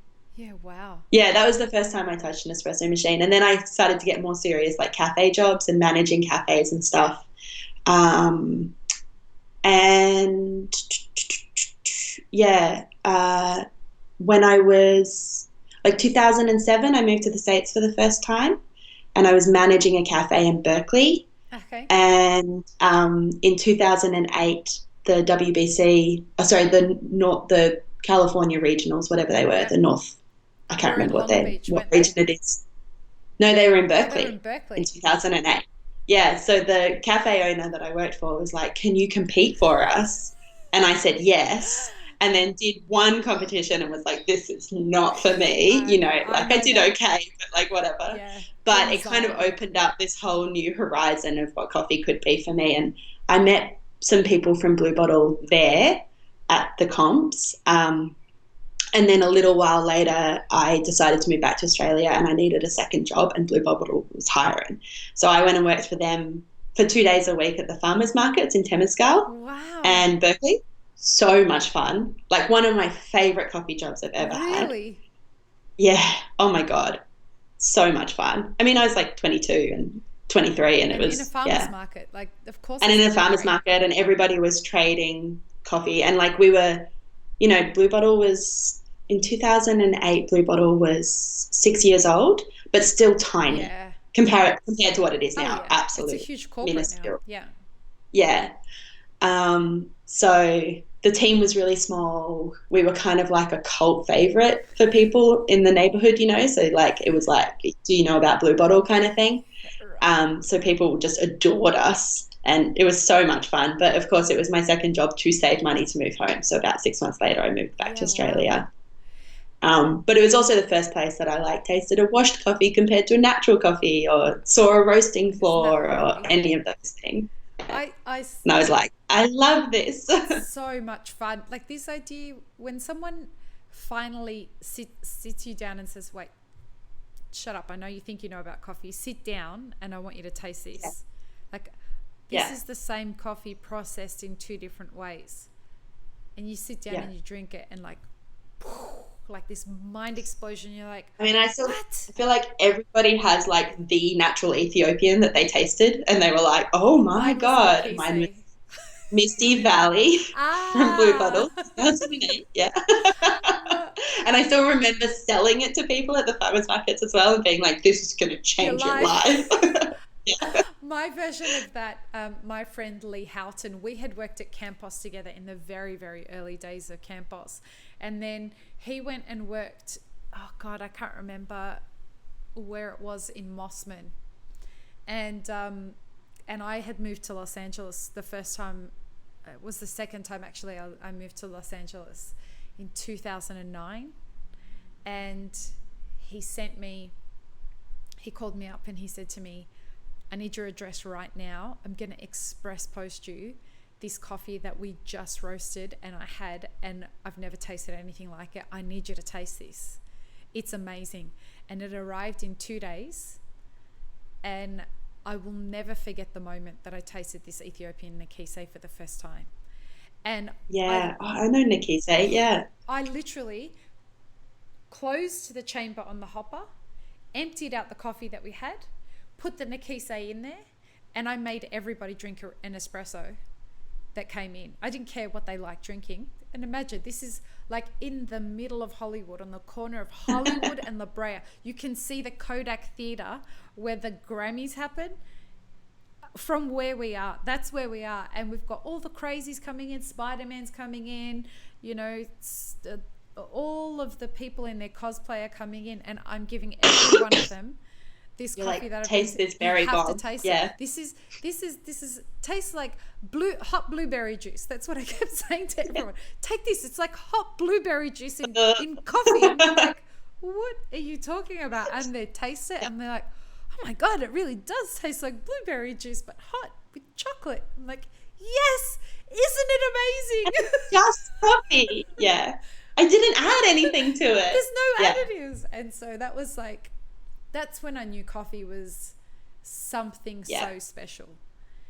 And that little 6 months that I also loved the cafe that I worked at, but that little 6 months that I was working part-time at Blue Bottle was really like, it really hooked me, you know. And it was also the first time that I was like, there are people who work in this company who aren't ever going to be cafe owners, you know, like that's not their goal. Like there's illustrators and accountants and all sorts of, you know, the team was still pretty small. I reckon there were about 30 people working in total for Blue Bottle. Wow. But there were people within that I was like, you have a career in coffee that has nothing to do with owning a cafe. And I have been looking for a career in coffee that is an alternative to owning a cafe, because I really don't want to do that. But I have been given no other options. And then all of a sudden it was like, oh my gosh, there's so many different ways that I could pursue this. And I just fell in love and like have been working towards my dream job ever since. What do you think your dream job is? I mean, this is pretty close. I really love my job right now. And are you buying for MCM? We're a really small team. There's me, Mel, Fleur, who owns the company, and then Toshi works part-time for our sister company, Market Lane, and part-time for us. So we all do a little bit of everything, and we all buy from our respective origins that we own. But primarily my job is to sell the coffee. So I still work really closely with customers. That's awesome. Selling coffee can be really hard. Yeah. Selling anything when you're is hard. selling an expensive product as well, because we're super proud of the prices that we pay. We try really hard to make it sustainable and fair, the way that we buy coffee. So that means that we sell coffee for much higher prices than some of our competitors or some of what's available in the Australian market. And so you really have to like work to sell that in and really justify those prices. So for me, it's great because I get to talk about coffee all day long, and I'm passionate about the product. I'm passionate about. And you believe in it. I really do, and I believe that. I really do believe that a lot of times we're like not fixing problems, but we're providing solutions for people. Like, this is the coffee that's going to work for you. Yep. And I don't have to do a lot of like cold calling or anything. So I don't know. I would never have expected that a sales role was where I was going to find like total satisfaction. But as it turns out, I love it. I care about the suppliers. I care about the product. I care about the customers. And that just means you're doing your dream job, right? Yeah, exactly. If you had said to me 10 years ago, like, sales is where it's at for you, I would have been like, no, good for thank you. you. Sunshine takes them all. Yeah. Yeah. But it's not sleazy. Like, my job, you know, I really do feel like I get to be very honest in my job, and that's a massive priority to me. Well, authenticity and integrity is important to women like you and I. Well, but humans like you and I. It's not about gender at all. It's like, it's important. It's just simply important for us to be able to do our jobs. It's not for everyone. That's something that I'm going to step into my vulnerability here and say, I was late to the learning game in knowing that it wasn't important to everyone. I feel really weird about admitting that, only because I feel really naive in that perspective. I kind of thought it was important to everybody. I think I'm actually pretty similar. Like I've said this to friends before where I find it sometimes challenging to think outside of my perspective, not in like a narcissistic way, but I think there is a naivety and an optimism that is innate to me that I just kind of assume the best of everybody. And when I find out that some people don't have really great values or intentions, I get a little bit upset by it. Like I'm a little bit like, oh. Oh yeah, and I take it. I take it personally. I was just about to say that. I take it personally, and I can't get. I'm very trusting. I have over empathy, and so I trust very quickly, too quickly. Only because, and I'm starting to not do that because of this new learning that I've had thanks to the assertiveness training that I've received. But I've started to learn that people don't have the same intentions as I do. People don't want the best for themselves. People don't actually want everyone to have a great experience. So I'm not competitive. So for me, I'm running 2 businesses and I'm not competitive at all. I'm just doing my thing and I'm going to do it with the highest standard that I know how to do, and I'm just going to do no harm along the way. Everybody can win, in my opinion. Like, hey, that's like, if I do things with integrity, that's what's required of me. I'm not going to force you to be into what I like. I'm also not going to cut you down so that people can be into what I do, so that they don't. Yeah, I kind of thought everybody was like that. Yeah, I'm realizing as you say that I am competitive, which is probably part of the reason that sales is a good place for me. Totally. But I'm competitive in the way that like I still want the best outcome for everybody. Right. But I do have a little bit of a drive in me, you know. I'm like, I'm gonna get that, you know, or like It's I've been trying to find it in myself. I used to be competitive as a kid. I played a lot of sports, but it was never like to the point where I gave any fucks if we lost or not.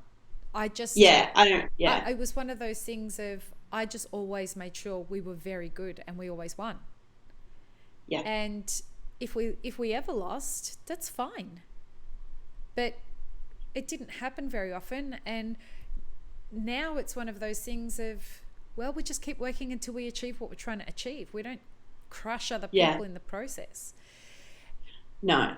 There are people who are actively working at crushing what I'm doing, and that's when it comes to the perspective of, oh, this is strange behavior. I didn't understand it to start with.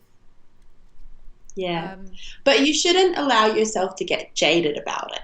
You know, like if you take that on too much and you start to feel cynical about people's intentions, I think that can be really, it's not going to be part of your true nature. You know, because it sounds like similarly to me, like you're an optimist. Yeah. Well, no, keep that optimism. I'm a realist, so I don't like to see myself as an optimist at all. I like to see myself as quite like I'm just want to see things for what they are. So I don't want to. Yeah. I don't want to downplay things so that I see the shitty side of everything. I like balance in that perspective. So, for example, I think. So I have somebody who was trialing working with one of my businesses, and I wasn't aware of the type of human that likes to rip people off. It doesn't happen very often in Australia. We're not a lawsuit-driven society. And so now I'm finding myself in a situation where somebody is trying to really rip me off in a massive way and suing me and doing all these horrible things to take a lot of what they don't deserve.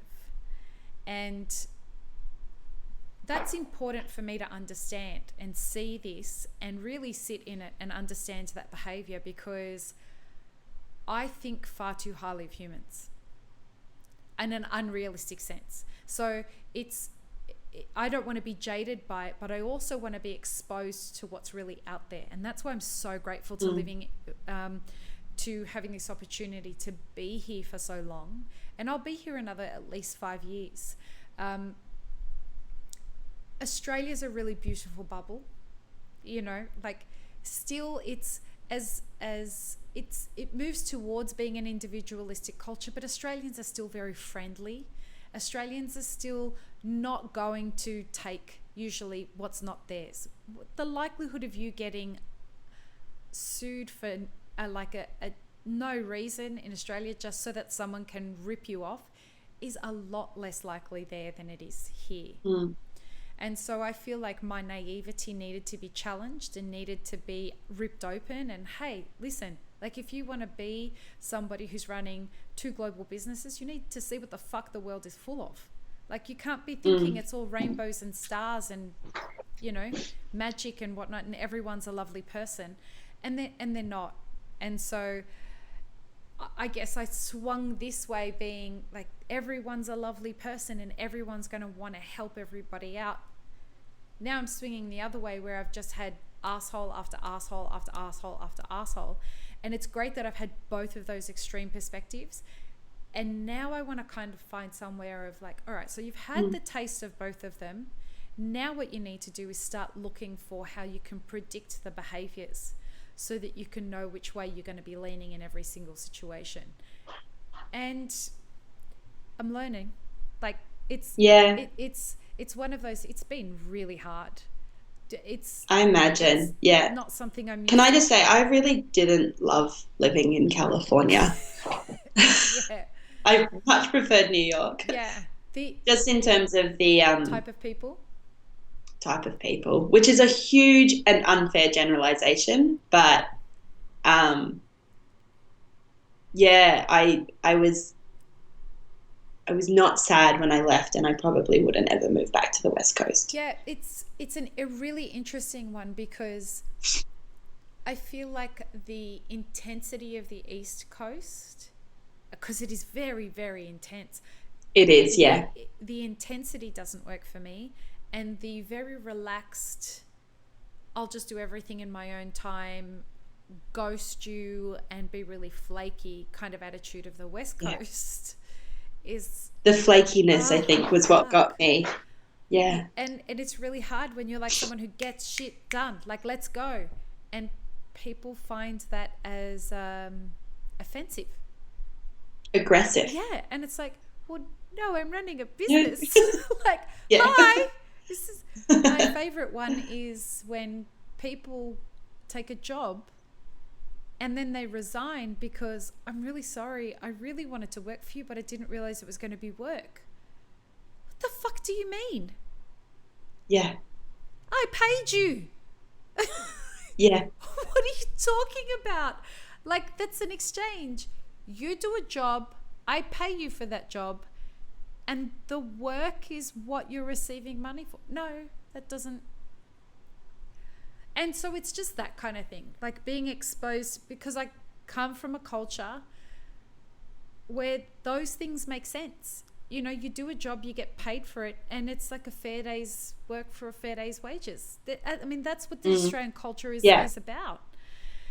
And then, you know, I grew up in an Arab family where we all worked really, really hard. And so to come to see this kind of a thing has just been a real shock that has eye-opener. Yeah.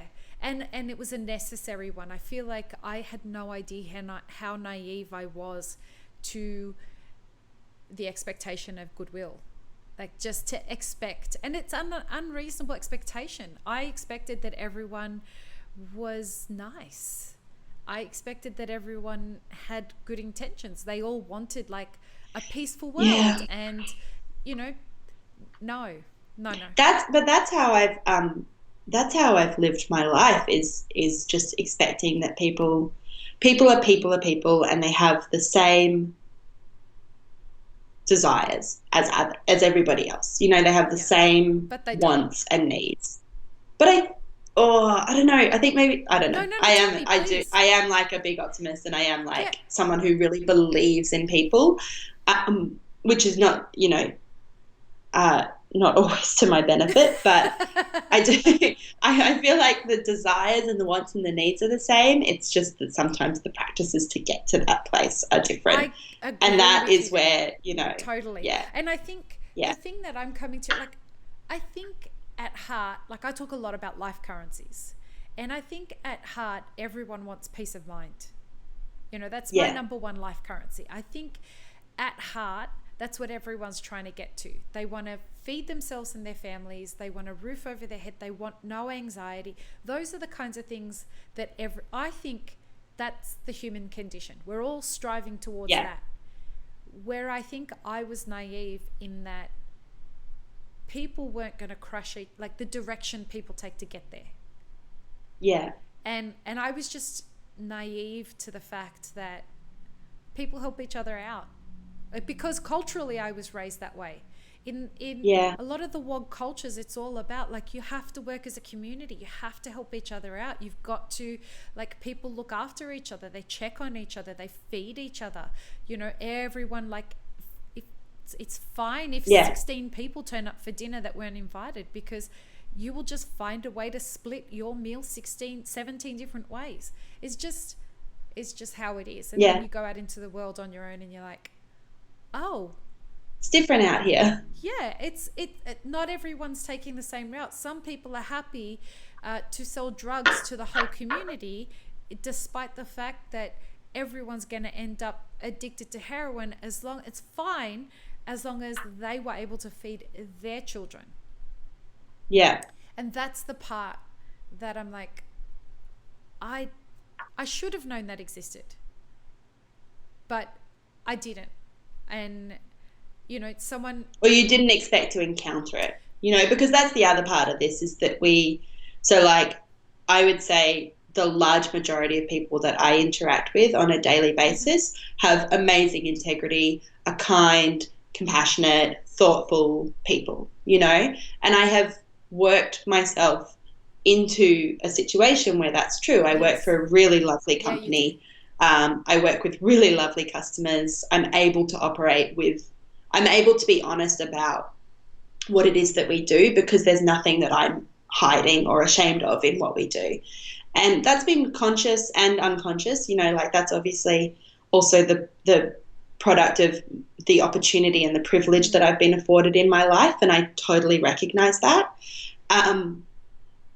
But it's, for the most part, I just am not interacting with people who have malicious intent. And when I do, it's always a surprise to me Yes. because of the little bubble that I live in and the nice bubble that I live in. And so I imagine for you coming into like a new situation where maybe you're encountering those people more often just through your work, Yeah. like it's got to be pretty shocking. Yeah. It's shocking and a jarring, but it's also something that I'm learning to recover from quicker. So, Yeah. Someone will be deceitful or somebody will be misleading. I also recognize that this is an individualistic culture. Like, Australia's not an individualistic culture. Yeah. The home environment I grew up in was not an individualistic culture, whereas here everyone's very much out for themselves. And culturally, like, that's why I struggled to assimilate, and that's okay. It's just I have to recognize that that's what I'm around. And being in the coffee industry makes me hypersensitive to the idea of not wanting to feel entitled in a culture that I am new to. 100%. Yeah. I mean, so that when we were talking earlier about FOB prices and publishing FOB prices, the intent is great, but there is a level of entitlement that goes along with that question that I don't think has been challenged. Right. And you are not entitled to that information, and you are certainly not entitled to it if you are not going to contribute information back along the chain. And when you ask that question and you don't acknowledge the risk that you're asking someone to take in divulging that information, that's just privilege right there. It's privilege. That I do want to ask you on that point, how do people respond when you go to a farm and you start asking these questions?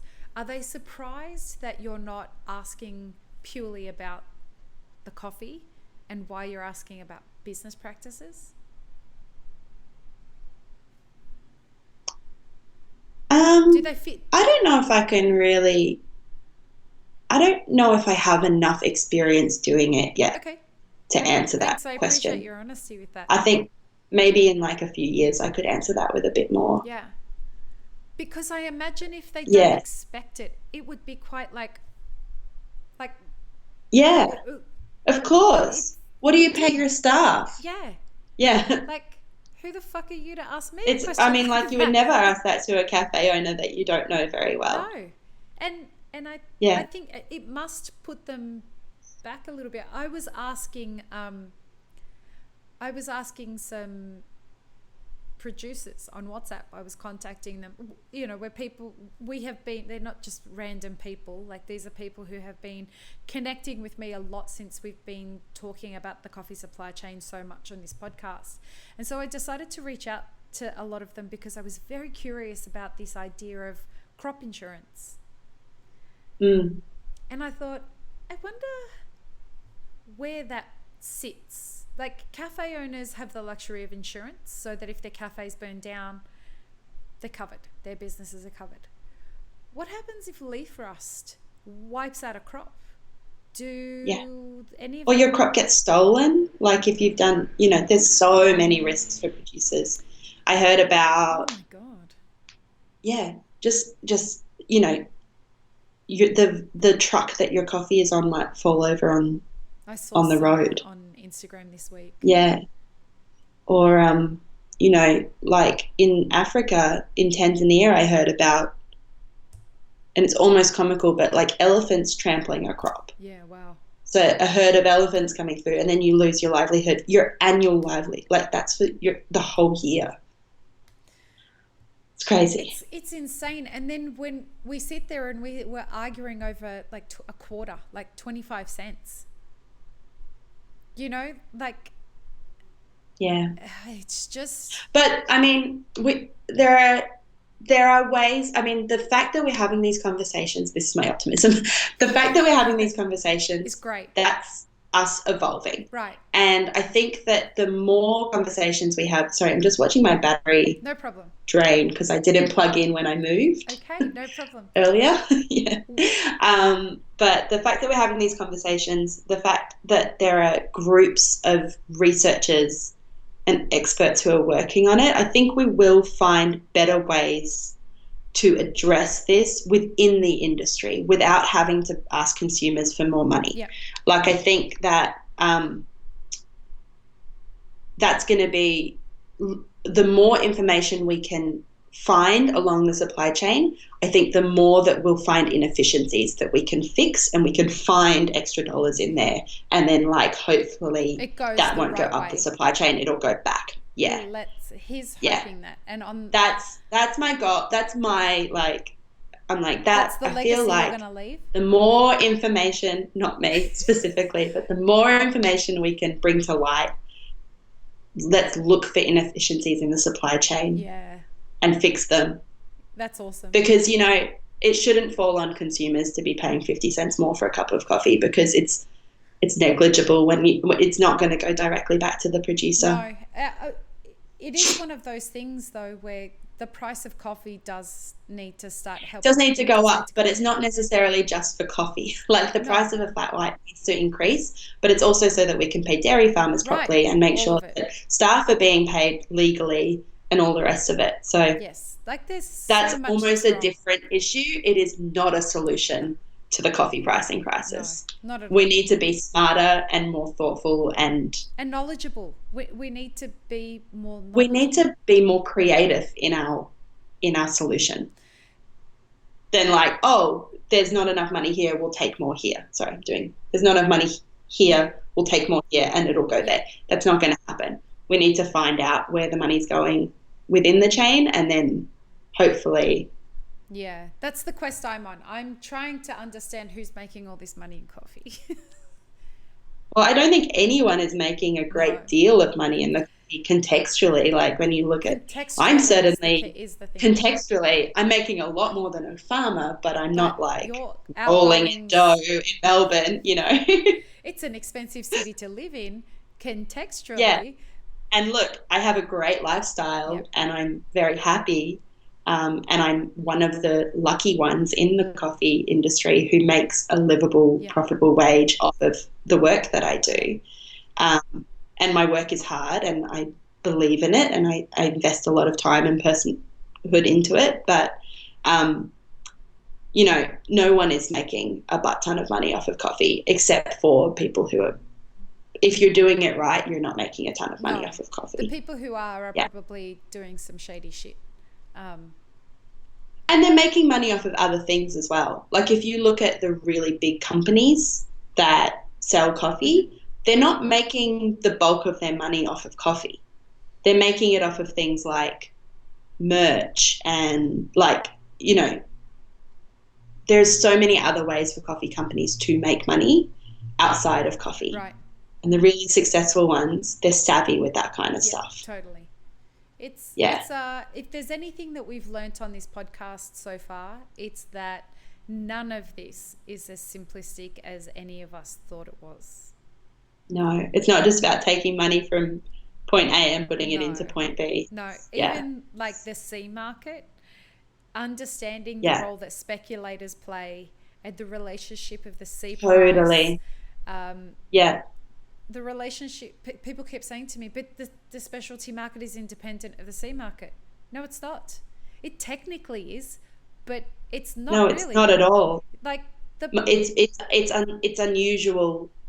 We pay prices completely outside of the C market, but they're still informed by the C absolutely. market. Like they're not attached to the C market directly. We're not paying C plus a premium ever, but our prices are still informed by the C Right. market for sure. Yeah. So, And there's no denying that. no, a lot of people want to. A lot of people want to say, oh, so like the C market isn't really related to yield and it's not really affecting specialty. And how can it be? It's a futures market. And like, listen, like making statements like anything is not something else is quite dangerous the more information that we have. Yeah. And Yeah. just kind of staying open to the fact. And this is where my optimism comes in. I'm super optimistic about the idea that there are people who, when challenged, can open their minds when presented with logical discourse. Yes. And that is why this podcast exists, because Yeah. we want this to be a safe space for ideas to be challenged and hashed out in a really logical kind of a way where I can be taught stuff and other people can say, Yeah. hey, listen, can you get this person on the podcast because they're saying some things that kind of sort of make sense, but I don't know which way to understand it. And then they come on this podcast and Yeah. we'll talk it out. And it's great. It's awesome. We all learn. Yeah. And I'm really optimistic that we've got really smart people in coffee and we have really well-intentioned people in coffee who want everyone to do well. And I think that's going to be wonderful moving forward. Yeah. I agree. On that note, lovely. Yeah. It was such a pleasure to chat to you, and 2 hours went by like that. Thank you very much. Of course. Yeah. I will. Thank you for having me. Yeah. Anytime. I can't wait to. I'll be in Australia in September and maybe doing a quick trip to Melbourne. So I'm going to see if I can drop in and say hi. Come have coffee. Oh, yeah. for sure. Yeah. Do you take care? Yeah, for sure. Bye, lovely. Okay. See you later. Thanks. Bye. Bye.